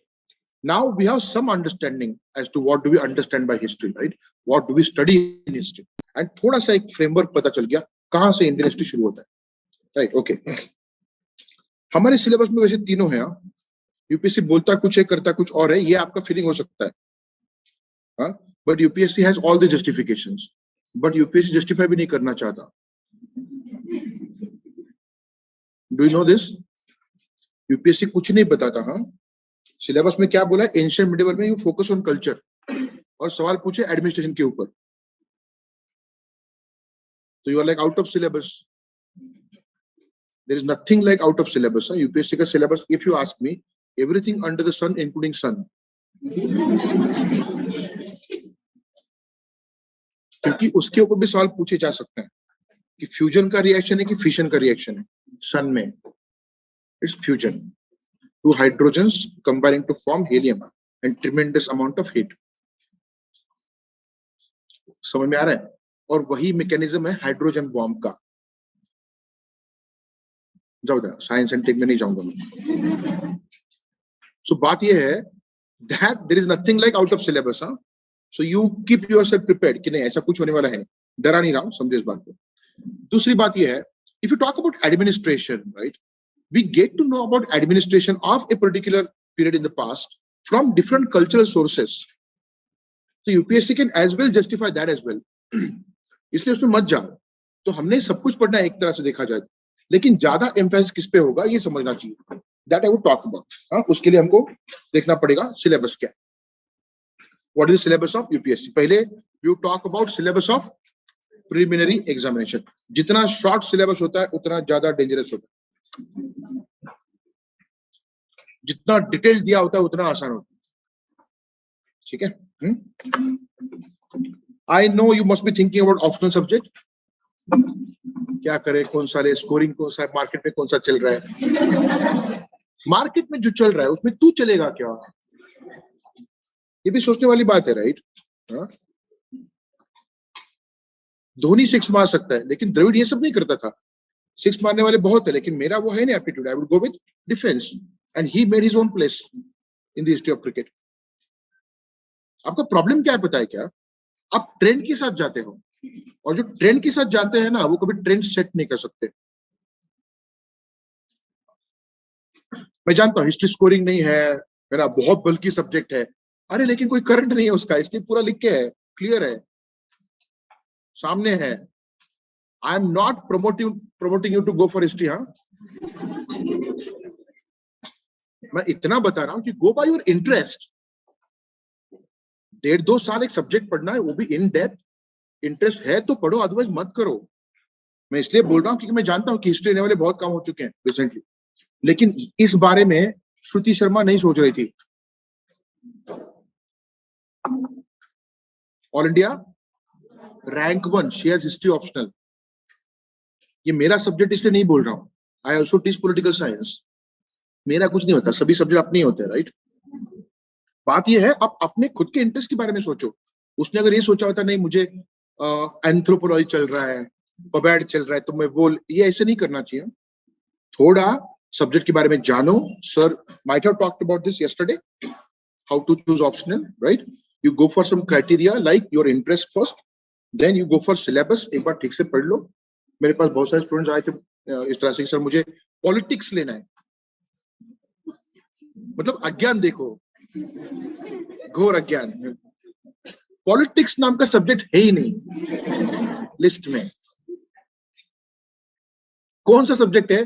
PSIR, political science है वो, पॉलिटिक्स नहीं. यहाँ पे मोदी जी, केजरीवाल, राहुल गांधी को नहीं पढ़ना है. यहाँ पे प्लेटो, अरिस्टोटल, कार्ल मार्क्स, है ना, जॉन लॉक. फिर ऐसा लगता है ये तो नहीं चाहता था मैं. तो सिलेबस पढ़ो, राइट? कई बार हुआ है, मैं बोलता हूँ कि पॉलिटिकल साइंस लेना है, go back and read the syllabus first, go back and try to understand previous year question papers, और फिर आके बोलना. तो उसमें कई बार लोग निकल जाते हैं वहां से, बोलते हैं कि समझ थ्योरी नहीं पढ़ना इतना. अच्छा ठीक है, fine, fair enough, right? Go back and read the syllabus. एक स्टूडेंट आता है, बोलता है सर मुझे इकोनॉमिक्स लेना है, मुझे इंटरेस्ट है. Very good, you go back and read the syllabus. वापस आए, बोलते मुझे नहीं लेना है. क्या हुआ इंटरेस्ट का? बोलते सर पेपर टू मैथमेटिक्स बहुत है, वो नहीं चाहिए मुझे. So you don't know what is the content of the syllabus, right? Then how can you decide? Are you getting this? So ये 3 क्राइटेरिया सबसे पहले. कौन से? Interest, then syllabus and previous year question. ऐसे भी लोग आए मेरे पास कि मुझे पॉलिटिकल साइंस का सिलेबस देखा था, अच्छा लगा, I am going for it. मैंने बोला प्रीवियस ईयर क्वेश्चन पेपर देख लो. ये it's not just about political science, sociology उसमें भी थ्योरी है काफी सारी, राइट? एंथ्रोपोलॉजी में, अलग अलग सब्जेक्ट में. तो वापस आए, एक बहुत ऑनेस्ट स्टूडेंट था, बोलता है सर वो उसमें ना बहुत थिंकिंग लगता है, ऐसे ऐसे अगर questions require thinking, reflection, so I don't want it. Fair enough, are you getting this? तो बात ये है, you try to understand the nature of subject first, are you interested in it, and then you go for it. हमेशा याद रखना, ठीक है? मैं बार बार कह रहा हूँ, श्रुति शर्मा इज वन एग्जाम्पल। आगे जाकर के इकोनॉमिक्स का एग्जाम्पल मिलेगा आपको, मे भी बहुत कम लोग लेते हैं, राइट? मैथमेटिक्स के लोग हो जाते हैं कभी कई बार। सो बात ये नहीं कि आप कौन सा सब्जेक्ट आप लेना चाहोगे, बात ये आपका इंटरेस्ट कहाँ पे, मार्केट में क्या चल रहा है, कौन सा चल रहा है। ये चल रहा है वाला काफी डेंजरस होता है, हर्ड मेंटेलिटी, मेंढरांची मेंटेलिटी रे। वो सामने वाला शिप जिधर जा रहे हैं सब उधर ही जाते हैं। ये क्या एक तरीका है? दिमाग नहीं है क्या आपके पास? थोड़ा यूज करो, हाँ? सो डोंट डू इट। और कई बार लोग लेते हैं बिकॉज ऑफ दैट फ्लो, फिर कुछ समझ में नहीं आता, 2 महीने बाद बोलते हैं मुझे चेंज करना है, you wasted 2 months। So don't do it, right? जो भी सब्जेक्ट लेना है आप खुद से डिसाइड करो, मेरा इंटरेस्ट कहाँ पे, located. NCERT reading would help you, right? एक बार इंटरेस्ट पता चला, बाकी क्राइटेरिया लगाओ, narrow down to one subject and take it. फिर दुनिया भूल जाओ और ये सोचो कि मुझे उस सब्जेक्ट में टॉप आना है पूरे इंडिया में, कोई नहीं रोकेगा आपको। You need to put in efforts in the subject of interest, trend आप बनाओगे। So look at this syllabus, ये नीचे का सिलेबस नहीं है,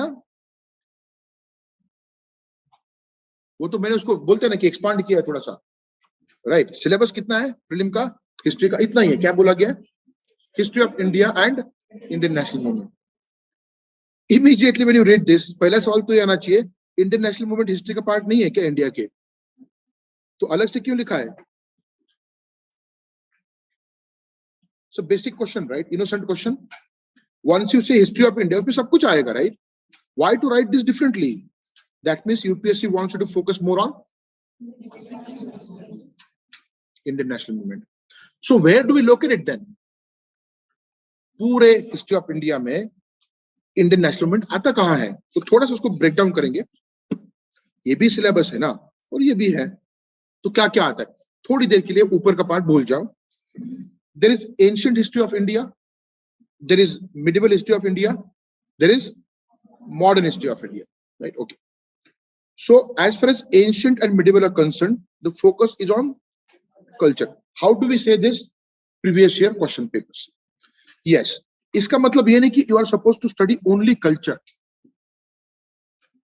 क्योंकि सवाल पॉलिटिकल एस्पेक्ट के ऊपर आए हैं, सवाल इकोनॉमिक एस्पेक्ट के ऊपर आए हैं, सोशल के ऊपर, एडमिनिस्ट्रेशन, तो पूरा पढ़ना है क्या? नहीं। क्या करना है आपको? Political, social, economic aspect, bare minimum जो रिक्वायर्ड है वो पढ़ेंगे आप, and focus would be on culture. समझ में आया? ये बेयर मिनिमम क्या है मैं दे दूंगा, don't worry, bare minimum will get it, right? और एडिशनल जो सोर्स है वही बताऊंगा, don't worry about that, right? Okay. So कई बार होता है कि एडमिनिस्ट्रेशन के ऊपर सवाल आता है, राइट? एक तो प्योर पॉलिटिकल क्वेश्चन था, आई थिंक रिसेंट 2021 के एग्जाम में, और 2022 के एग्जाम में भी आया है, हाँ, इन्वेजन्स का, ठीक है? हाँ, 2021 में यह था कि तिमूर इन्वेजन मोहम्मद बिन तुगलक के समय हुआ। तिमूर इन्वेजन मोहम्मद बिन तुगलक के समय हुआ।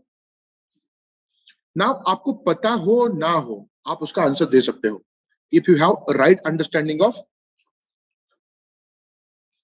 history. इंडियन सबकॉन्टिनेंट को अपने नजरों के सामने लेके आओ, right? There is Himalayan range, Karakoram range है, Bolan, Khyber pass, those are gateways to India. बाकी तरफ से आना मुश्किल है, unless you know deep ocean navigation, you can come from the ocean, right? तो जनरली लोग कहां से आते थे? North western part of India, right? Okay. तो बोलन खैबर पास पाकिस्तान में है, दिल्ली काफी अंदर है, और तिमूर दिल्ली तक आया था, हाँ, he looted Delhi, no doubt about that. So इतना अंदर आया है, मतलब कोई पावरफुल राजा तो नहीं होगा। Are you getting this? And Mohammad bin Tughlaq was very powerful, so statement is incorrect. आपको एग्जैक्टली पता हो ना हो, you can write the answer. इसको बोलते हैं लॉजिक लगाना, लेकिन थोड़ा एजुकेटेड लॉजिक होना चाहिए। ABCD ऑप्शन है, A B B C C D, this is called wild guess, so you should not go for wild guesses in prelims, you should go for educated logic लगा करके guesses, कभी कभी logic भी गलत जाते हैं। For example 2022 में सवाल आया, right, there was Mongol invasion which reached up to Delhi during Alauddin Khilji's time. Alauddin Khilji was very powerful king again, but ये हुआ है। लेकिन जनरल थंब रूल क्या है, स्ट्रॉन्ग अगर राजा है तो नहीं होता है, तो एक्सेप्शन भी आप याद रखते हो। हाउ टू स्टडी समझ में आ रहा है क्या आपको? So there are some general things, right, based on which you can answer the questions, and sometimes there are exceptions which come up as very special feature. There were more than 5-6 invasions during Alauddin Khilji's time. Mongols were trying to come inside. इसको भी एक logic लगा सकते हो, right? पहले वो slave dynasty था, Qutubuddin Aibak started that, right, and then Khalji dynasty, उसके बाद तुगलक। मतलब तुगलक तक आते आते दिल्ली सल्तनत स्टेबल बन चुका था, यहां तक अभी पूरा स्टेबल नहीं था। Are you getting this? वो भी एक कारण है उसके पीछे। अब आप सोच रहे होंगे, सर आप ये तुगलक खलजी की बात क्यों कर रहे हो, हमारे देश का इतिहास बताओ। अरे यूपीएससी ने सवाल पूछा है, ये हमारे देश का इतिहास है। मैंने बोला ना, पॉलिटिकल प्रोपेगेंडा क्लासरूम के बाहर। दिल्ली सल्तनत का इतिहास, मुगलों का इतिहास हमारा इतिहास है। आप ये नहीं कर सकते यहाँ पे। हाँ, पॉलिटिशियंस को करने दो, वो उनको वोट्स चाहिए। यहाँ पे सिलेबस का पार्ट है, पढ़ना पड़ेगा। So never go on that line, please, it's a request. हाँ, जब कभी सिलेबस चेंज होगा देखेंगे फिर क्या करना है। अभी तो नहीं है ना, तो फिर आपको पढ़ना पड़ेगा, और बातें करेंगे इसके बाद में। So yes, bare minimum political, social, economic aspects and then focus on cultural aspect, right? Modern history कहां से शुरू होता है इंडिया का, इसके ऊपर भी डिबेट है। There is debate exactly when modern history of India starts. आप अगर बिपिन चंद्र को पूछोगे, वो क्या बोलेंगे? Revolt of 1857 onwards. उनका बुक शुरू ही होता है कहां से? रिवोल्ट से, ठीक है। बाकी लोग बोलते नहीं, with the beginning of British rule. कब? Battle of Plassey 1757। तो क्या करें? सिंपल सी बात है, यूपीएससी सिलेबस थोड़ा मेंस का देखना पड़ेगा। यूपीएससी क्लियरली बोलता है, पता है क्या? Modern history of India from middle of 18th century. 18th century के सेंटर से आपको पढ़ना है। तो मिडिल पॉइंट कौन सा आएगा? 1750। लेकिन 1750 को मेजर कुछ हुआ ही नहीं, तो कोई मेजर इवेंट 40s में या 50s में ढूंढनी पड़ेगी। That is battle of Plassey which changed the fate of entire Indian subcontinent. समझ में आ रहा है? तो battle of Plassey onwards UPSC खुद बोल रहा है, you follow it, right. So फिर उसके दो पार्ट्स बनेंगे। अगर modern history middle of 18th century शुरू होता है, जो कि यूपीएससी का सिलेबस बोल रहा है, तो फिर दो पार्ट्स होंगे। एक है कंपनी का रूल और दूसरा है क्राउन रूल, ब्रिटिश पार्लियामेंट का रूल, राइट, है ना। दो हिस्सों में बटेंगे। और उसमें जो इंडियन नेशनल मूवमेंट है, ये 1885 टू 1847। समझ में आ रहा है? और इसीलिए फोकस आपका यहाँ पे होना चाहिए, special emphasis. Now you understand it. You have to study ancient, medieval, modern, but with special emphasis on international movement. इसका मतलब क्या है? इसका मतलब ये हुआ, हमने यहाँ पे जो अलग अलग कंपोनेंट किए हैं, पहला कंपोनेंट ये है, राइट, दूसरा कंपोनेंट ये है, तीसरा कंपोनेंट ये है, और चौथा कंपोनेंट ये है। समझ में आया? इसको मैं थोड़ा सा काट करके 1858 टू ये हटा करके 1885 करूंगा। हाँ, तो ये कंपोनेंट सारे हैं पुराने। हाँ, उसके बाद फिर यहाँ आता है इंटरनेशनल मूवमेंट के पास। रफली, राइट, रफली इन सारे कंपोनेंट्स के ऊपर जितने सवाल आते हैं, उतने सवाल अकेले इंटरनेशनल मूवमेंट पे आते हैं जनरली।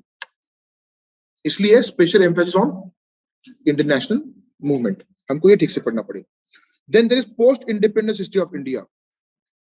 ये पॉलिटी, इकोनॉमी के साथ ओवरलैप होता है, राइट। एक बात बताओ, पॉलिटी में आप ये पढ़ते हो ना, reorganisation of states, linguistic reorganisation of states, right, अलग अलग कमिटीज। सो बात ये है, many things overlap with other subjects. Economics में you talk about Indian economic development, so different 5-year plans up to NITI Aayog, right, है ना। so in different subjects ये part overlap हो जाता है। समझ में आ रहा है? और ये जब overlap होता है ना, करंट के साथ आ जाता है। फिर मैं सिंपल सी बात आपको बताता हूँ, रीऑर्गेनाइजेशन ऑफ स्टेट्स के अगर हमने वो टॉपिक ले लिया, कहां से शुरू होता है ये? After independence, right.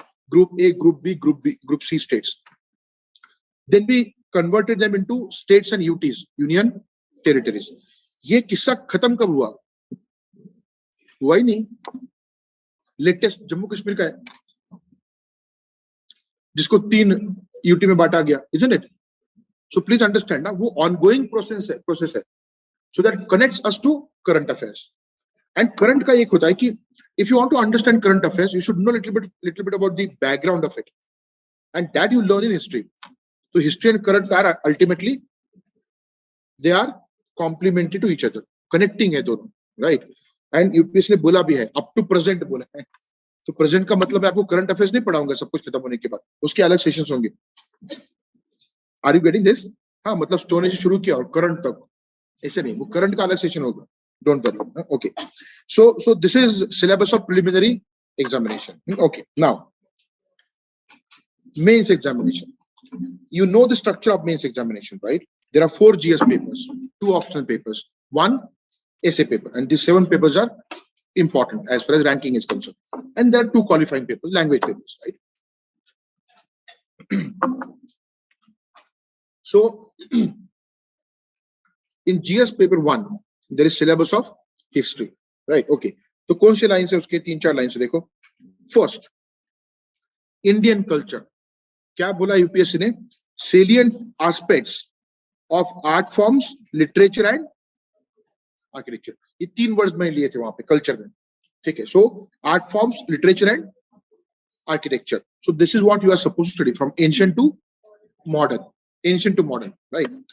आगे का लाइन देखो, modern Indian history from middle of 18th century until present, उसमें क्या पढ़ना है? Significant events, personalities and issues, ठीक है? This is modern history. इसका मतलब ये हुआ कि मॉडर्न हिस्ट्री में आप कल्चर भी पढ़ोगे और आप बाकी एस्पेक्ट भी पढ़ोगे with equal emphasis. In ancient and medieval you would read all but with special emphasis on culture. Major focus किसके ऊपर होगा? कल्चर के ऊपर। फ्रीडम स्ट्रगल, फिर से वही बात, मॉडर्न में नहीं आता क्या फ्रीडम स्ट्रगल?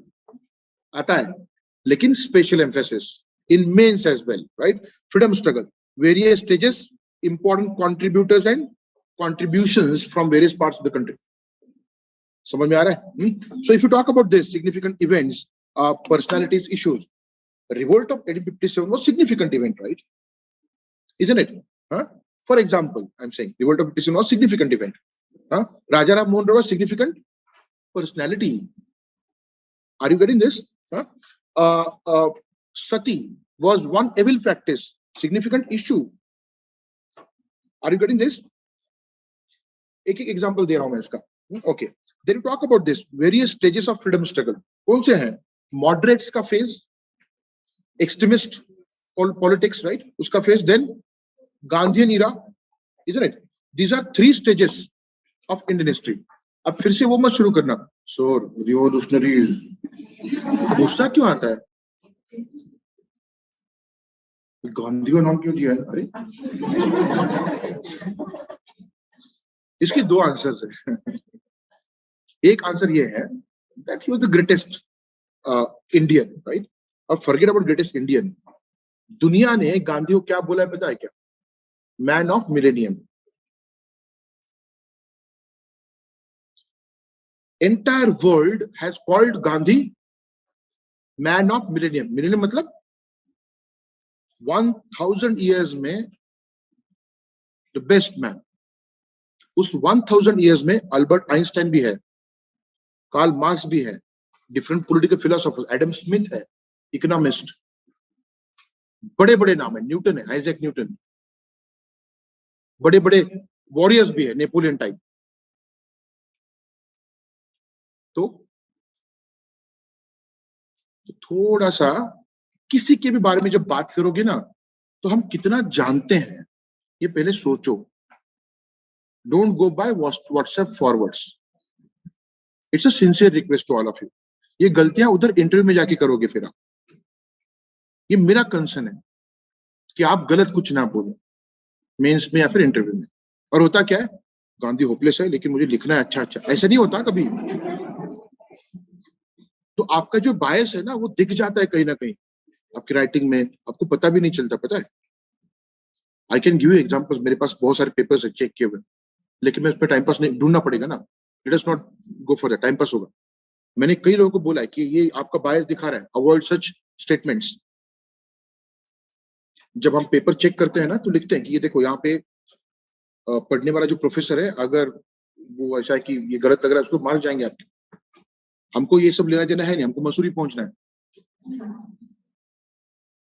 मार्क्स लेकर के। काल मार्क्स नहीं रे, मार्कशीट के मार्क्स, ठीक है।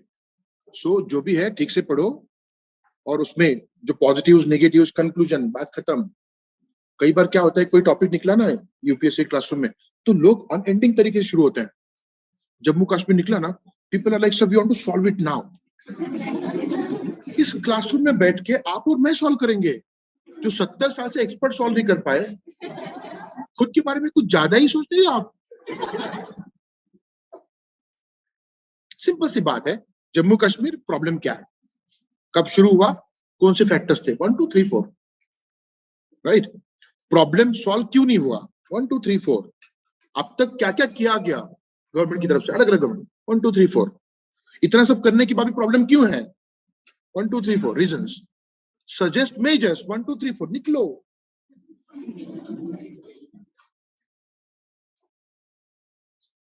Don't get into useless debates. मैं बहुत आपको एक होता ना कि अर्नेस्टनेस के साथ कह रहा हूं। I have seen many people getting lost into unnecessary debates. जो हो जाते हैं ना, इसमें वो लोग ट्रैप नहीं होते, वो अपना पढ़ते हैं, लिखते हैं, निकल जाते हैं। आप समझो, हमेशा रिजर्वेशन का टॉपिक निकला, शुरू होते हैं सब, और आप पर्सनलाइज कर देते हो उसको। मेरा सीट गया सर। अरे तेरे सीट की बात नहीं हो रही यहाँ पे, यहाँ पे पब्लिक पॉलिसी की बात हो रही है। तो खुद से थोड़ा बाहर आके पब्लिक सर्विस का एटीट्यूड दिखाओ। Getting this, reservation policy, right. Objective क्या था उसका, ठीक है, बेसिस क्या है, ठीक है। उसके बाद उसमें कुछ लैकुनी है क्या, मतलब कुछ shortcomings, 1 2 3 4, how can we improve it, 1 2 3 4, निकलो। There are many such topics जहां पे आप अचानक से सेंसिटिव हो जाते हैं। कई बार क्लासरूम में टॉपिक खत्म होता है, मैं पूछता हूँ कुछ सवाल है क्या, कुछ नहीं होता, एवरीबॉडी इज लाइक, मैं जानता हूँ कुछ नहीं होता। कभी कभी मुझे पूछने की जरूरत नहीं पड़ती, कुछ सवाल है कि शुरू हो जाते हैं लोग। So that is your topic of interest, but is it part of syllabus? अगर नहीं है तो मत करो। स्टे फोकस्ड, और मुझे भी फोकस्ड रहने दो, क्योंकि मैं आपका भी टाइम वेस्ट नहीं करना चाहता। Let's be in the framework of syllabus. Her lecture में मुझे ऐसा क्या मिल रहा है जो मुझे एग्जाम में हेल्प करेगा। That should be the clear, straight forward, professional attitude. कुछ भी हो रहा है डाइवर्ट, अपफ्रंट बोलो, सर नहीं, आप ना कंटेंट की बात करो, I would welcome that. But unnecessary discussion करोगे तो मुझे करना पड़ेगा। उसके दो रीजंस होते हैं। एक, I am concern about each one of you. मुझे पहले आपके दिमाग में जो है उसको निकालना पड़ता है, I have to discuss it. और दूसरी बात, मैं आंसर नहीं करूंगा तो लोग बोलते सर को शायद पता नहीं। लेकिन दूसरा एस्पेक्ट छोड़ दो, लेकिन पहला ज्यादा important. Are you getting this? So please stay focused on the syllabus points. Syllabus सामने है आपके, उसको पढ़ो। प्रीवियस ईयर क्वेश्चन पेपर्स पढ़ो, उसमें आता है गांधीयन इरा में अलग अलग वॉइसेस थे। हाँ थे, रिवोल्यूशनरीज थे, राइट, स्वराज पार्टी वाले लोग थे, लेफ्टिस्ट थे, राइटिस्ट थे, कम्युनल ऑर्गेनाइजेशंस थे, राइट। रिवोल्यूशनरीज में अलग अलग थ्रेड्स हैं। भगत सिंह, एचआरए एचएसआर का थ्रेड अलग है, सूर्य सेन का अलग थ्रेड है, राइट। बोस की अलग थिंकिंग थी, अलग अलग थ्रेड्स है, राइट। इन सभी को गांधी नीरा बोला है रे। अब यूपीएससी क्वेश्चन में लिखा है तो आपको एक्सेप्ट करना पड़ेगा। So you just go by what is there in the syllabus. Job लेना है रे, बाकी चीजें छोड़ दो। Okay, so this is what is various stages. 3 stages है, उसमें अलग अलग थ्रेड्स है, देयर आर डिफरेंट थ्रेड्स, ठीक है। We talk about that in the next lecture, अभी नहीं। Then post independence consolidation and reorganisation. क्या बोला गया? Post independence consolidation and reorganisation. So we had to consolidate this country. समझ में आ रहा है? बहुत सारे लोग तैयार नहीं थे इंडिया में आने के लिए, उनको कन्विंस करना पड़ा, पैसा देना पड़ा इंडियन स्टेट्स को। उसको प्राइवेट पर्स बोलते हैं। When people of India were dying of hunger, our royalty was demanding money from government treasury, और in 1970 तक चला नाटक इनको पैसे देने का, उसके बाद बंद कर दिया गया। तो आपको लगता है कि जम्मू कश्मीर, जूनागढ़ और हैदराबाद का प्रॉब्लम हुआ, तो बाकी भी कुछ कम नहीं थे, तो पैसा ले रहे थे।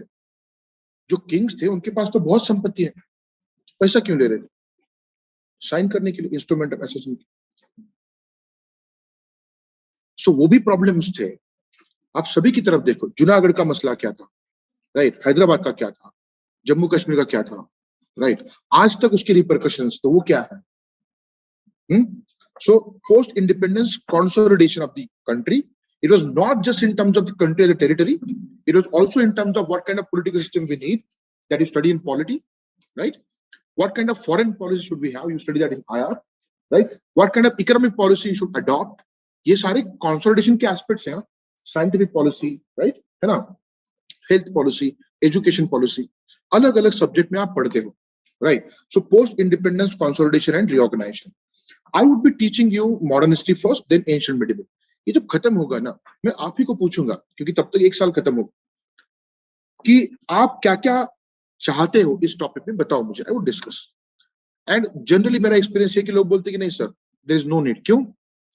क्योंकि जो एस्पेक्ट्स है, जैसे कि रीऑर्गेनाइजेशन पॉलिटी में हो जाता है तब तक आपका, अलग अलग कमिटीज क्या क्या हुआ, यू नो इट। एग्रीकल्चर आपका छोटा टॉपिक है पेपर 3 में, उसमें ग्रीन रिवोल्यूशन हो जाता है, abolition of zamindari act, green revolution, land reforms, tenancy reforms, समझ में आ रहा है आपको? इकोनॉमिक प्लानिंग हो जाता है इकोनॉमिक्स में। लेकिन फिर भी अगर आपको लगता है at some point of time in the future, sir we want this topic XYZ syllabus से, मैं आपको वो बुकलेट दे दूंगा पोस्ट इंडिपेंडेंस का, उसमें सारे टॉपिक्स होंगे, आप उस पर गो थ्रू करो, आप देखो कि अलग अलग लेक्चर में हुआ है क्या, नहीं हुआ तो बताओ, वी वुड डिस्कस। समझ में आ रहा है? You should not waste time here. Classroom में एक बात 10 बार सुनने की बात नहीं है। You should be very particular about your time from this point onwards. अगले 1.5 साल 2 साल जब तक आप मसूरी नहीं पहुंचते, right? You should be very very economic about the time. मैं कहाँ कितना टाइम स्पेंड कर रही हूँ, that should matter the most. I can teach this as well. I don't mind entire thing, but repeat करने में कोई point नहीं होता. So I leave it to you. आप बोलो जो टॉपिक चाहिए हम डिस्कस करें, don't worry. So this is another aspect of mains examination. Problem है इसमें एक हाथ सवाल आता है। मेजर क्वेश्चन किस पे आते हैं? फ्रीडम स्ट्रगल के ऊपर 6-7 सवाल आते हैं, उसमें से 2 या 3 फ्रीडम स्ट्रगल के ऊपर, 1-2 एंशिएंट मिडिवल कल्चर के ऊपर, और एक हाथ सवाल आया तो नहीं पोस्ट इंडिपेंडेंस के ऊपर। ये स्ट्रक्चर है general. Okay, then there is again very clearly written here modern history of the world. So you are not supposed to study ancient and medieval history of the world. तो modern कहां शुरू होता है? कोई confusion नहीं, historian में confusion रहने दो, यूपीएससी ने बोल दिया from 18th century onwards. So Jawad sir would deal with this. Okay. Syllabus समझ में आया? Let us now talk about questions. कि सवाल क्या आए हैं, right? थोड़ा सा पुराना है, मैंने 2 साल पहले पीपीटी बनाया है, ठीक है, सैंपल है रे, मतलब आप कोई भी ले सकते हो, लेटेस्ट भी ले सकते हो। मैंने बताया ना आपको, वो इन्वेजन का था ना, वो एक, that is one example, right? Okay. अर्थशास्त्र के ऊपर सवाल आया है, कौटिल्य अर्थशास्त्र, ठीक है। So these are sample questions. You can go for, अगर प्रीलिम का आप कर रहे हो, if you are going for previous year question paper analysis of preliminary examination, you should do it from 2011, right? और मेंस का अगर कर रहे हो तो फिर 2013, इसके पीछे मत जाना, format is quite different. There's no point in going back into the past beyond 2011 for prelims and 2013 for mains examination. तो प्रीलिम में कुछ सैंपल क्वेश्चन मैंने लिए हैं, 2 एंशिएंट के, 2 मिडिवल के और 2 मॉडर्न के, ठीक है। So these 2 are questions from ancient history of India. ये नंबर मत देखना, ये चेंज होता है, मतलब अलग अलग सेट होता है ना, ABCD, और इसको आंसर भी नहीं करना है हमने। व्हाई? पढ़ाई नहीं तो आंसर कहां से करेंगे? So previous year question paper analysis does not mean you would try to answer them. If you do that, you would go into depression. साल भर पढ़ने के बाद भी लोग सवाल देखते हो डिप्रेशन में चले जाते, आप तो अभी शुरू कर रहे हो। So don't expect yourself to answer it. आप क्या देखोगे? किस तरह के सवाल, कौन से एरिया के ऊपर सवाल आए हैं, तो मैंने क्या पढ़ना है और किस तरह से पढ़ना है। That is previous year question paper analysis. मैंने बहुत बार देखा इंटरनेट पे, इधर उधर लोग क्या करते पता है, ऐसे एक सर्कल निकालते हैं, पाई चार्ट निकालते हैं, उसमें कितने सवाल हिस्ट्री के ऊपर आए, कितने पॉलिटी के ऊपर आए, कितने economy. This is previous year question paper. ये डेटा है, एनालिसिस नहीं। क्या है ये? Data. And there is huge difference between data and analysis, और ये चेंज होता रहता है। लास्ट टाइम कुछ 18 कुछ सवाल आए थे, इस बार 15 आए हिस्ट्री के ऊपर। तो क्या फायदा इसका? एनालिसिस का मतलब ये होता है, ये रफली आप जान सकते हो 15 से 20 सवाल आएंगे एवरी ईयर। तो बार बार क्या देखना है पाई चार्ट, थोड़ा बहुत वेरिएशन रहेगा हर साल। और किस सब्जेक्ट पे कितने सवाल पूछने हो, किसके हाथ में है? हाँ, जो चीज अपने हाथ में नहीं, हमने करनी चाहिए कि वो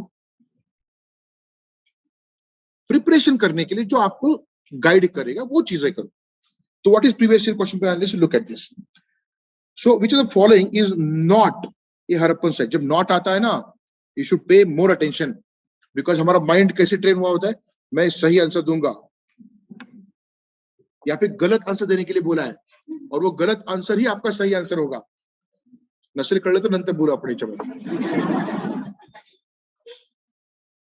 you are suppose to tell which is not the Harappan site, मतलब साइट्स के ऊपर सवाल आ सकता है। आपने खुद को बताना है साइट्स के ऊपर सवाल आ सकता है। अलग अलग साइट थोड़ा बहुत पढ़ना पड़ेगा, कौन से पढ़ने हैं क्या मैं बता देता हूं, डोंट वरी अबाउट दैट। हाँ, ओके। दूसरा देखो, कुछ सेंटेंसेस दिए, कंसीडर द फॉलोइंग, और क्या बोला है? Which of the above is are features of Mahayana Buddhism. We would discuss Buddhism in detail, don't worry. Buddhism में जो अलग अलग सेक्ट बने, उसमें हीनयान बुद्धिज्म है, महायान बुद्धिज्म है, एंड वज्रयान बुद्धिज्म है, Thunderbolt Buddhism, right? You talk about all of them, right? यहाँ पे स्टेटमेंट दिए हैं ना, वो पढ़ोगे तो सारे इसके हैं, बट वो इंपॉर्टेंट नहीं है। इंपॉर्टेंट क्या है? रिलीजियस फिलोसॉफी के ऊपर सवाल आ सकते हैं। एनालिसिस करते करें, आर यू गेटिंग एनालिसिस? कौन से एरियाज, क्या पूछा है, कौन सा एरिया कवर करने की कोशिश कर रहा है यूपीएससी, राइट? ये जानने की कोशिश करो। So there could be question on Upanishadic philosophy, may be there could be question on Jain philosophy, Buddhist philosophy, right? Quite possible, right? है ना? So this is about Buddhism. Now, two questions from medieval history of India from 2019. Who among following Mughal emperors shifted emphasis from illustrated manuscripts to album and individual portrait? Mughal emperor पे सवाल है, मैं answer नहीं करूं, ऐसे मत करो. कळलं का आता? का अजून काही घेऊन ये दुसरं? अपना काम करो रे, फालतू की डिबेट में चले जाते हो. सवाल आया, आंसर करो. Neither you are historian nor I am historian, and nor those politicians are historians. वो अपने फायदे की बात देख रहे हैं, आप ना उनके पीछे बिल्कुल पागल हो रहे हो अननेसेसरली, राइट?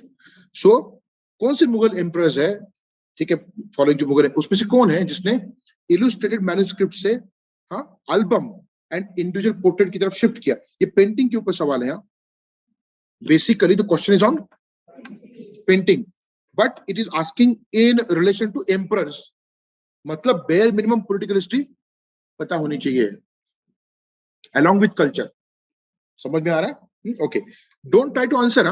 ये हम सब कुछ पढ़ने वाले बाद में, ठीक है?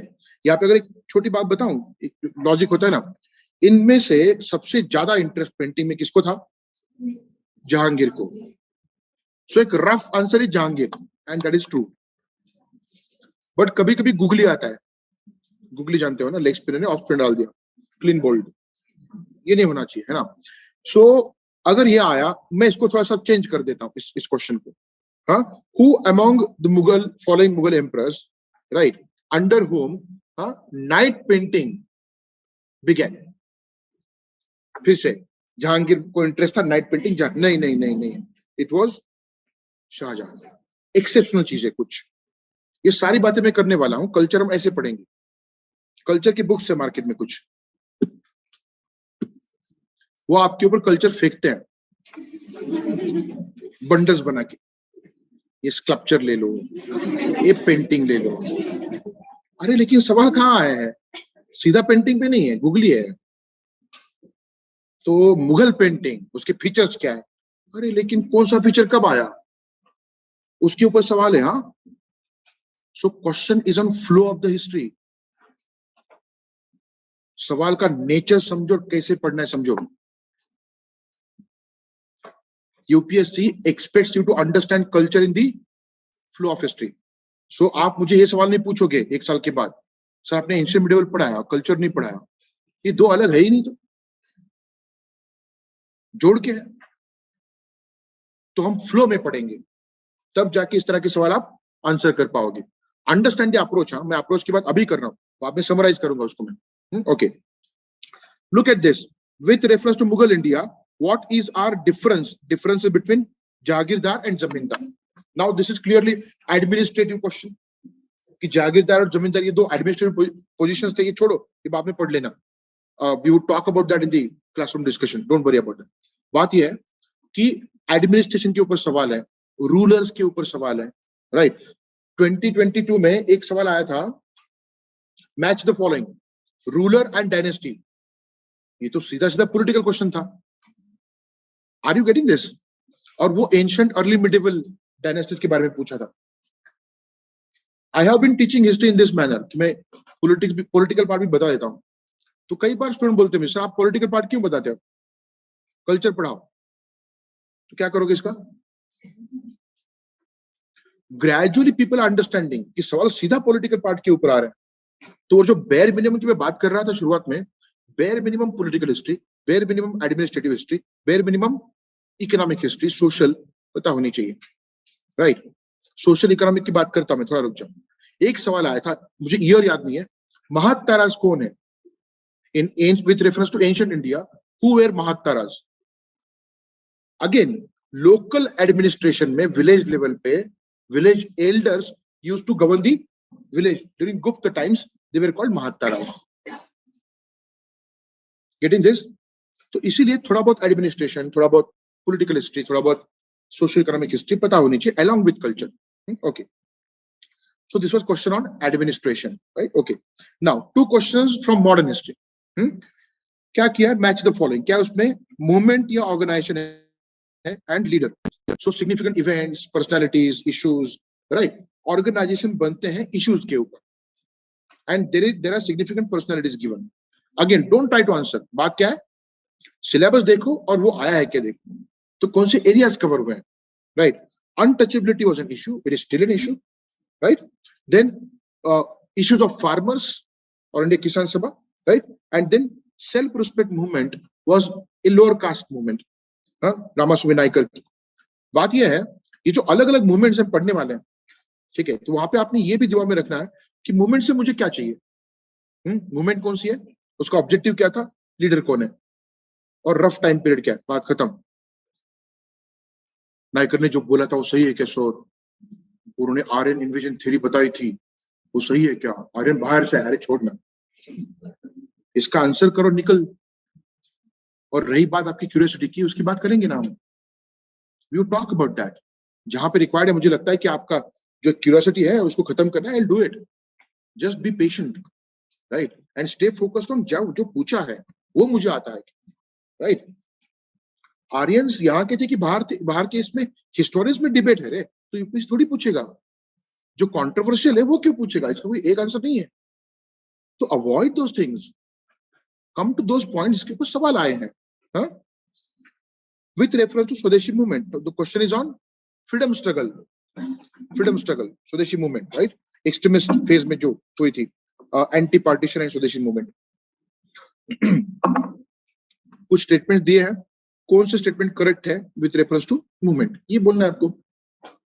सो रफली जो सिलेबस है वो, और सिलेबस के अलावा देखो कहीं पे भी रिलीजन का मेंशन नहीं है सिलेबस में, लेकिन it is very much part of culture. So आपको पढ़ना पड़ेगा. बुद्धिज्म के ऊपर सवाल आए हैं. So in order to understand little bit in more detail, right, syllabus का एक्सटेंडेड मतलब क्या है वो समझने के लिए आपको क्या करना पड़ता है, previous year question paper analysis. समझ में आया? अब एक दूसरा सवाल है, ये सब ठीक है, तो हर क्वेश्चन देखते बैठना है क्या ऐसे?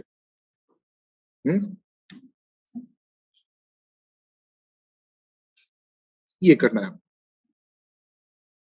एक सिंपल टेबल बनाओ, पूरा क्वेश्चन मत लिखना. बुद्धिज्म के ऊपर सवाल आया था, सीधा लिखो महायान बुद्धिज्म फीचर्स, एरिया लिखो और सवाल क्या है ये लिखो, बस that's it. So that would help you. रुको मैं आ रहा हूं इसकी तरफ, डोंट वरी. तो मैंने आपको दिखा दिया, ऐसा टेबल बना सकते, सिंप्लीफाई करो. एक तरफ यहाँ पे जो रो है उसमें क्या आएगा, क्वेश्चन आएगा आपको 1 2 3 4 रोज में 1 2 3 4, कॉलम में क्या आएगा, ईयर 2013 14, ये मेंस का बनाया मैंने।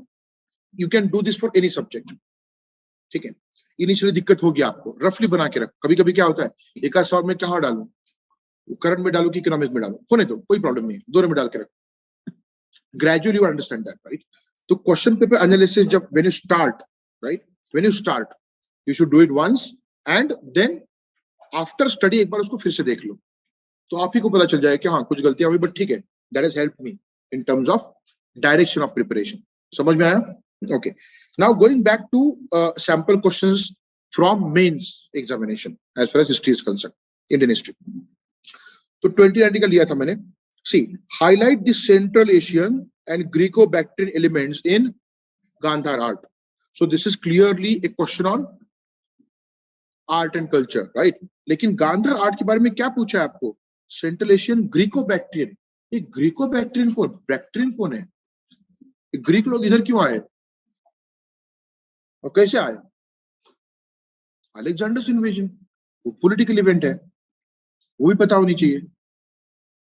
समझ में आ रहा है? अलेक्जेंडर ग्रीस से था, पता है ना, अलेक्जेंडर द ग्रेट रे, अलेक्जेंडर द ग्रेट, उसको दुनिया जीतनी थी, याद है ना, कुछ उसके बारे में कुछ पढ़ा तो होगा। सिकंदर, सिकंदर, ठीक, बताता हूँ बात। तो चीजें लिंक्ड है। हाँ, कभी ये आ सकता है that there was Persian invasion of India, discuss the political and cultural impacts of Persian invasion. Are you getting this? Okay. Now दूसरा सवाल देखो, आंसर नहीं करना है, उसका नेचर समझना है। एग्जामिन बोला, यहाँ पे हाईलाइट बोला था, अब क्या बोला है? Examine. That is another aspect. हाँ, जब आप एनालिसिस करोगे ना तो कीवर्ड लिखोगे, कमेंट, डिस्कस, हाईलाइट, एग्जामिन। हाँ, ओके। नाउ ये जो कीवर्ड्स है, इसका आपको बुकलेट मिला होगा यस्टरडे, राइट? तो उसका मतलब ठीक से समझने की कोशिश करो। हाँ, जो पूछा है ना उसी फ्लेवर में आंसर दो। लोग क्या करते हैं पता है, एग्जामिन बोला है, डिस्कस करते हैं। Not good, right? If you go to ice cream parlour, आपने बटर स्कॉच मांगा, उसने आपको वैनिला थमा दिया, चलेगा क्या? आइसक्रीम आइसक्रीम होता है ना, खा लो। आंसर आंसर है। जब तक आप उसको फ्लेवर नहीं दोगे ना, एग्जामिन बोला तो एग्जामिनेशन आना चाहिए उसको, राइट? और डिस्कस बोला डिस्कशन, कमेंट बोला आपकी कमेंट आनी चाहिए उसमें।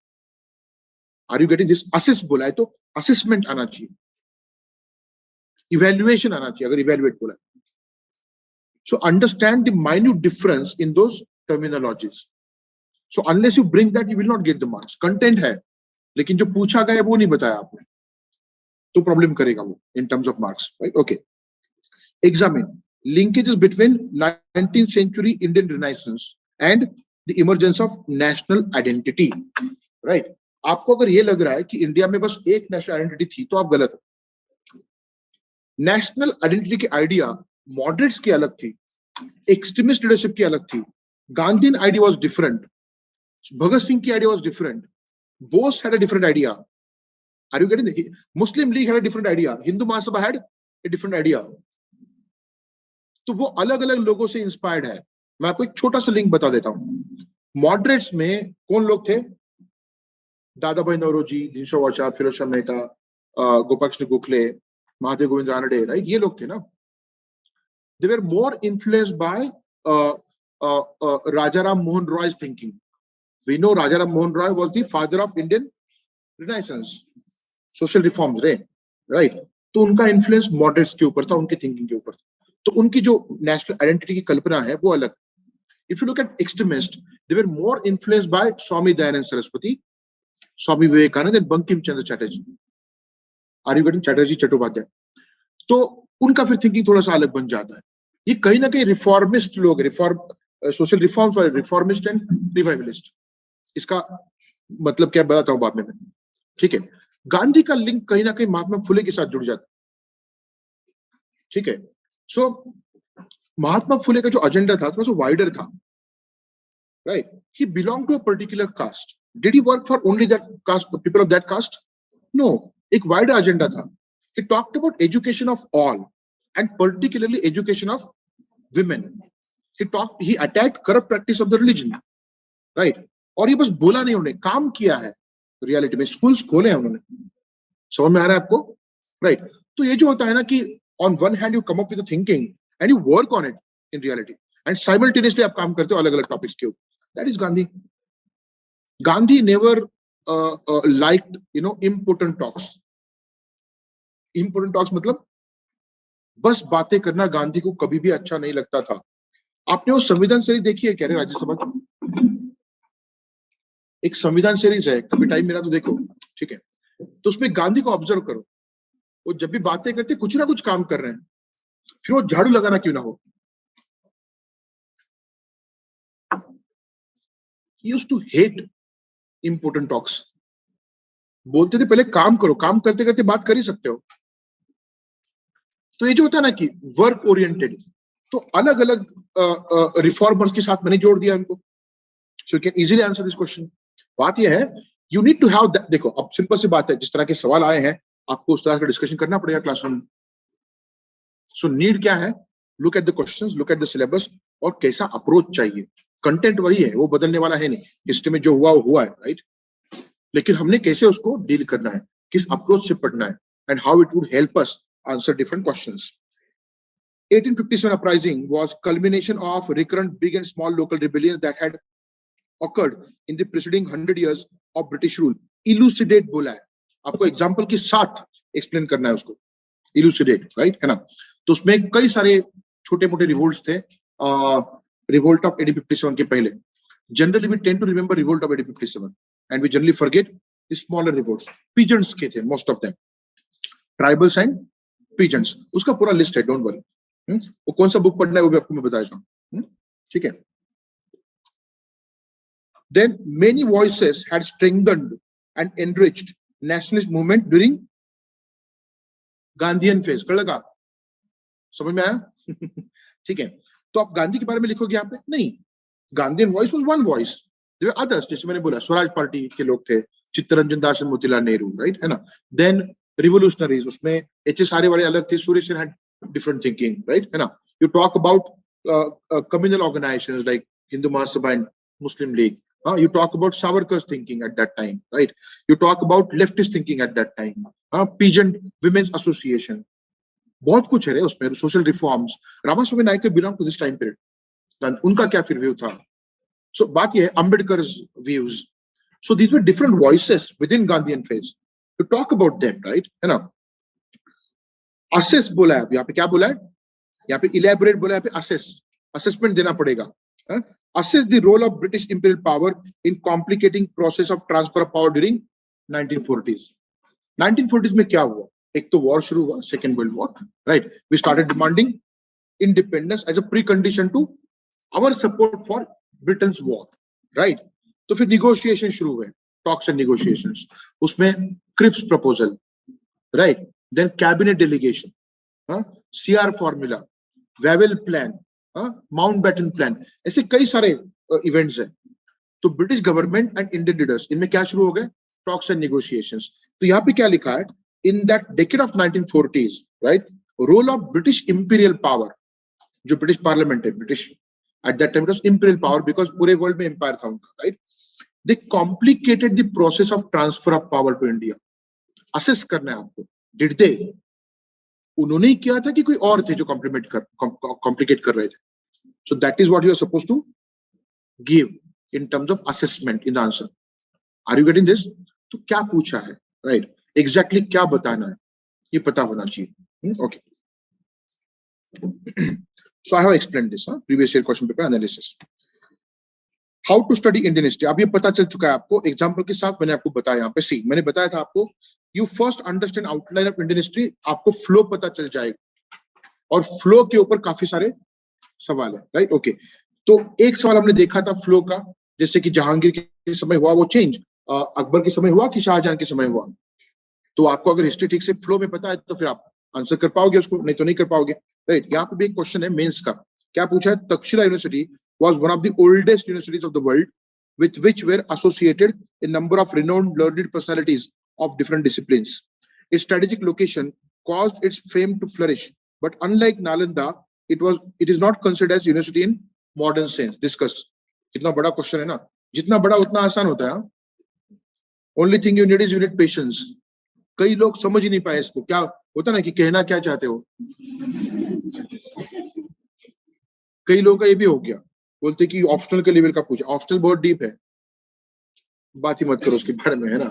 हर ऑप्शनल डीप होता है। जीएस में सवाल आते हैं ना, वो थोड़ा सा काइंड ऑफ जनरल होता है, राइट। यहाँ पे आपको फ्लो समझना पड़ेगा। तक्षशिला यूनिवर्सिटी बीसीई से शुरू होता है, मौर्य पीरियड से, प्री मौर्य पीरियड से, और पोस्ट मौर्य पीरियड में, ये बाद में पता चलेगा when I discuss outline of Indian history. Post Maurya period में इंडिया में कई सारे subjects, medicine, metallurgy, mathematics, astronomy, algebra, इसमें कई सारे डेवलपमेंट्स हुए। तो जिसको आप मॉडर्न सब्जेक्ट बोलते हो, तक्षशिला में मोस्टली लॉजिक, है ना, थोड़ा बहुत मैथमेटिक्स, रिलीजियस फिलोसफीज, ये था। तो मॉडर्न करिकुलम जिसको बोलते हैं वो कहाँ आया? नालंदा में। क्यों? क्योंकि नालंदा आते आते ये सब हुआ था डेवलपमेंट्स। पहले वो सब्जेक्ट तो बन जाए ना, राइट। ये समझना पड़ेगा। दूसरी बात, जिस तरह से उसको ऑर्गेनाइज किया गया था वो भी एक एस्पेक्ट, उसकी बात हम करेंगे।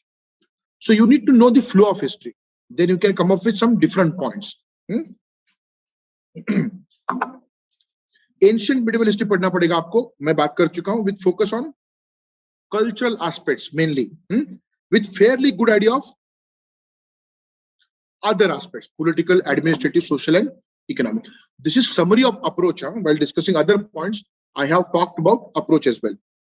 तो यहाँ पे क्वेश्चन है, इससे आपको पता चल जाएगा कि why other aspects are important and not just culture.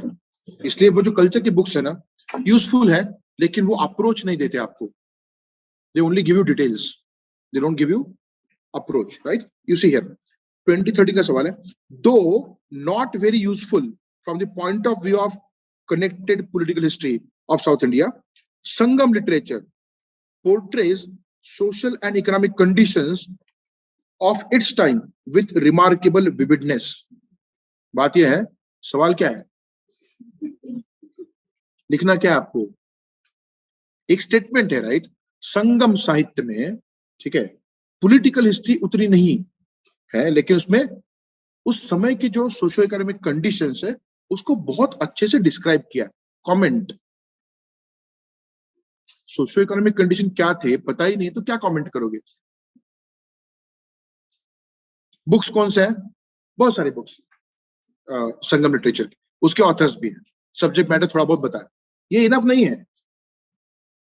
Are you getting this? You need to no socio.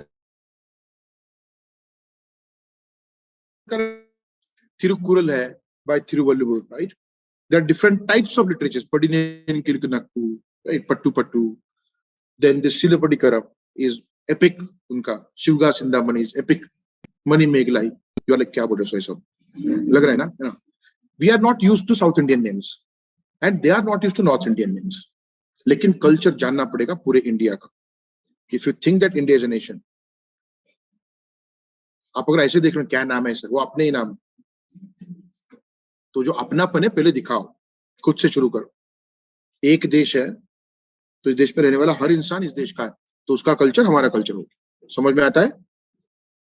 तो इसको कैसे करने में बात करता हूं उसके बारे में। Gradually you would get used to those terms, don't worry. तो बस बुक्स के नाम पता होना इनफ नहीं है, आपको सोशियो इकोनॉमिक कंडीशन भी पता होनी चाहिए। कहां से मिलेगा? डोंट वरी, मैं दे दूंगा।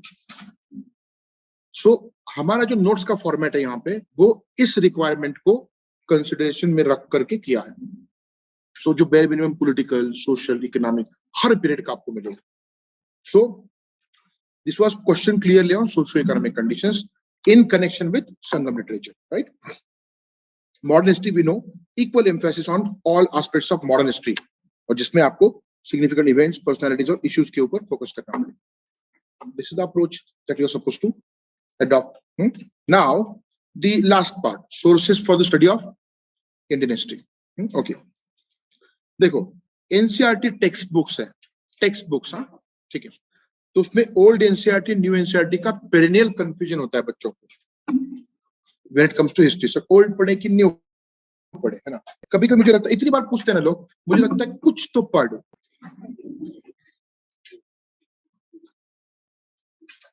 And whenever I would advise you something, I would do that with rationale behind it. मतलब उसका कॉज क्या है, मैं ये क्यों बता रहा हूं, ये बता के ही मैं आपको कोई एडवाइस दूंगा। पहले ओल्ड इसलिए पढ़ना है बिकॉज ओल्ड एनसीईआरटी सीक्वेंस में लिखी गई, समझ में आ रहा है, इट इज सिक्वेंशियल। एक बार सिक्वेंशियली पढ़ लिया ना तो हिस्ट्री का स्कोप पता चल जाता है। New NCERTs are theme based और इसलिए वो डिफिकल्ट बन जाता है कई बार। So that's why you should read old NCERT first and then new NCERT. अब ओल्ड एनसीईआरटी भी कई सारे हैं, तो उसमें से कौन से पढ़ने? Only 3 NCERT, ancient India, medieval India and modern India. So ancient India RS. Sharma का बुक, किसका बुक? आर.एस. शर्मा का। मिडिवल इंडिया सतीश चंद्र, हाँ, मॉडर्न इंडिया बिपिन चंद्र। समझ में आ रहा है? अब मैं आपको एक छोटी सी चीज बता रहा हूं, काफी इंपॉर्टेंट है। आर.एस. शर्मा, सतीश चंद्र एंड बिपिन चंद्र, ये सारे हिस्टोरियंस हैं, इनके बड़े बड़े रेफरेंस बुक्स भी है। समझ में आ रहा है आपको? तो इन ऑथर्स के एनसीईआरटी टेक्स्ट बुक लिखा होना चाहिए, उसके ऊपर क्या लिखा होना चाहिए? टेक्स्ट बुक, किसी एक स्टैंडर्ड का। सो आर.एस. शर्मा का एनसीईआरटी टेक्स्ट बुक मांगो, रेफरेंस बुक नहीं। आपका हिस्ट्री ऑप्शनल है तो ठीक है, अदरवाइज नहीं। Don't do it. ये बिपिन चंद्रा का जो रेफरेंस बुक है वो आपको पढ़ना पड़ेगा, क्योंकि मॉडर्न में ऑलमोस्ट सब कुछ है ना। सो वो कौन सा बुक है? ये India struggle for independence, right. बड़ा बुक है, लोग बोलते सर बहुत बड़ा बुक है, पोस्ट छोटी मिलेगी तो चलेगा क्या? पोस्ट बहुत बड़ी चाहिए हमको, राइट, लेकिन काम छोटा करना है। सर स्पेक्ट्रम, एक सवाल हमेशा, सर स्पेक्ट्रम आपने लिखा ही नहीं। See I am telling you clearly, spectrum notes है। क्या है वो? किसी की नोट्स है, और नोट से आप आंसर नहीं लिख सकते। It will help you in prelims to some extent but not in mains. आपको मैं अपफ्रंट एक सवाल दूंगा, बुक ले लो, स्पेक्ट्रम का आंसर लिख के बताओ।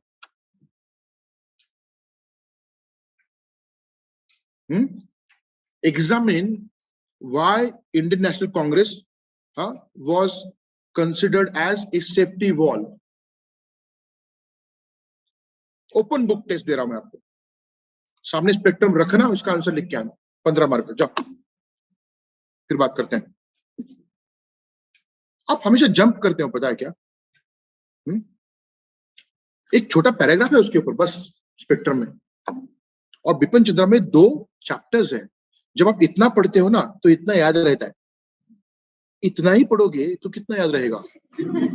सोचने वाली बात है। आप अगर लक के बेसिस पे यूपीएससी देना चाहते हो तो कुछ भी पढ़ो, मुझे फर्क नहीं पड़ता, कभी कभी बन जाता है, राइट। समटाइम्स आपने स्पेक्ट्रम पढ़ लिया, उसमें चल गया, आपका चला मतलब सभी का नहीं चलेगा, right. So you can not go by chance. ठीक से तैयारी करो। आपको क्या है रे, 700 रैंक चाहिए क्या आपको? कौन सा रैंक चाहिए? फर्स्ट, सीधा बोलो, इतना तो बोल ही सकते हो, राइट। तो उसके लिए कुछ हार्डवर्क करना पड़ेगा। So read that book, it's my sincere advice. एक बार आप बिपिन चंद्रा पढ़ोगे ना मॉडर्न के लिए, वो कॉन्फिडेंस बनेगा, राइट। ओके, और दूसरी बात, ये एनसीईआरटी समझ में आया? Old, are you clear on that? Okay. New NCERT आप पढ़ सकते हो, जो भी आपको ठीक लगे, थीम्स अलग अलग, राइट। और एनसीईआरटी कम से कम दो बार पढ़नी चाहिए। तो एक बार ओल्ड और एक बार न्यू पढ़ लिया तो आपके 2 रीडिंग्स हो जाएंगे और दोनों एस्पेक्ट समझ में आएंगे। ओके। रिगार्डिंग रेफरेंस बुक्स, मैं हर टाइम पीरियड के लिए आपको बस एक रेफरेंस बुक बता रहा हूं, it's not a heavy list, right. So in modern Indian history by B.L. Grover, why? Because Bipin Chandra starts with revolt of 1857। तो 100 साल का इतिहास कहां से पढ़ोगे? ग्रोवर से। ग्रोवर में 57 के बाद का मत पढ़ना, क्योंकि आगे काफी शॉर्ट दिया है उन्होंने। तो ग्रोवर के वो chapters, initial decline of Mughal empire से लेकर के रिवोल्ट ऑफ 1857 तक के जो चैप्टर्स है वो पढ़, बाद में रुक जाओ। और उसके बाद you would start with Bipin Chandra. Bipin Chandra would give you the entire history from 1857 to 1947। समझ में आया? Are we clear on this? Okay. Then post independence के लिए India since independence by Bipin Chandra. हाँ, मैं यहाँ पे थोड़ा समझ सकता हूँ कि आप अगर ये बोल दो कि सर क्या है ये पोस्ट इंडिपेंडेंस में एक आध सवाल आता है, उसके लिए मैं इतना बड़ा बुक पढ़ूं, दैट आई अंडरस्टैंड, ठीक है। इसके लिए आपको इंटरेस्ट है तो ये पढ़ो, अदरवाइज जो क्लास नोट्स मिलेंगे दैट शुड बी सफिशिएंट। समझ में आया? Class note should be sufficient, I am giving you that option here. लेकिन इंडिया फ्रीडम स्ट्रगल जो है वो कम से कम पढ़ लो, right, do not skip that. Okay, culture के लिए आप नितिन सिंघानिया और यस बलियान का बुक है, आई वुड प्रेफरेबली से यू गो फॉर बलियान का बुक बिकॉज ये लेटेस्ट एडिशन है, ठीक है, उसमें कई सारी डिटेल्स है। लेकिन फिर से वही बात, लेके रखो, पढ़ो, लेकिन क्लास मटेरियल में जो मैं फ्लो के साथ कल्चर पढ़ाऊंगा ना, that would be more useful. समझ में आया? सो ये सोर्सेस है आपके, एक बुक एट द मोस्ट, और ये मैं ऑप्शन में रख रहा हूं आपके लिए, बड़ा बुक है मैं जानता हूँ, you can go for class notes for it. Okay, current affairs का भी मटेरियल होता है यहाँ, हिस्ट्री और करंट अफेयर्स नहीं है ऐसा नहीं है हाँ, लेकिन हिस्ट्री कोई बात आज होती है ऐसा भी नहीं है, बात यह है कोई एक आध बात हो गई उसको 100 साल हो गए, 50 साल हो गए, गवर्नमेंट ने कुछ कमोमरेट किया, मतलब किसी को याद करने के लिए कोई एक फेस्टिवल ऑर्गेनाइज किया, तो ये कुछ करंट के एस्पेक्ट हो सकता है, it's hardly 1%। So this is what you are supposed to do for history of India is concern, ठीक है। ओके,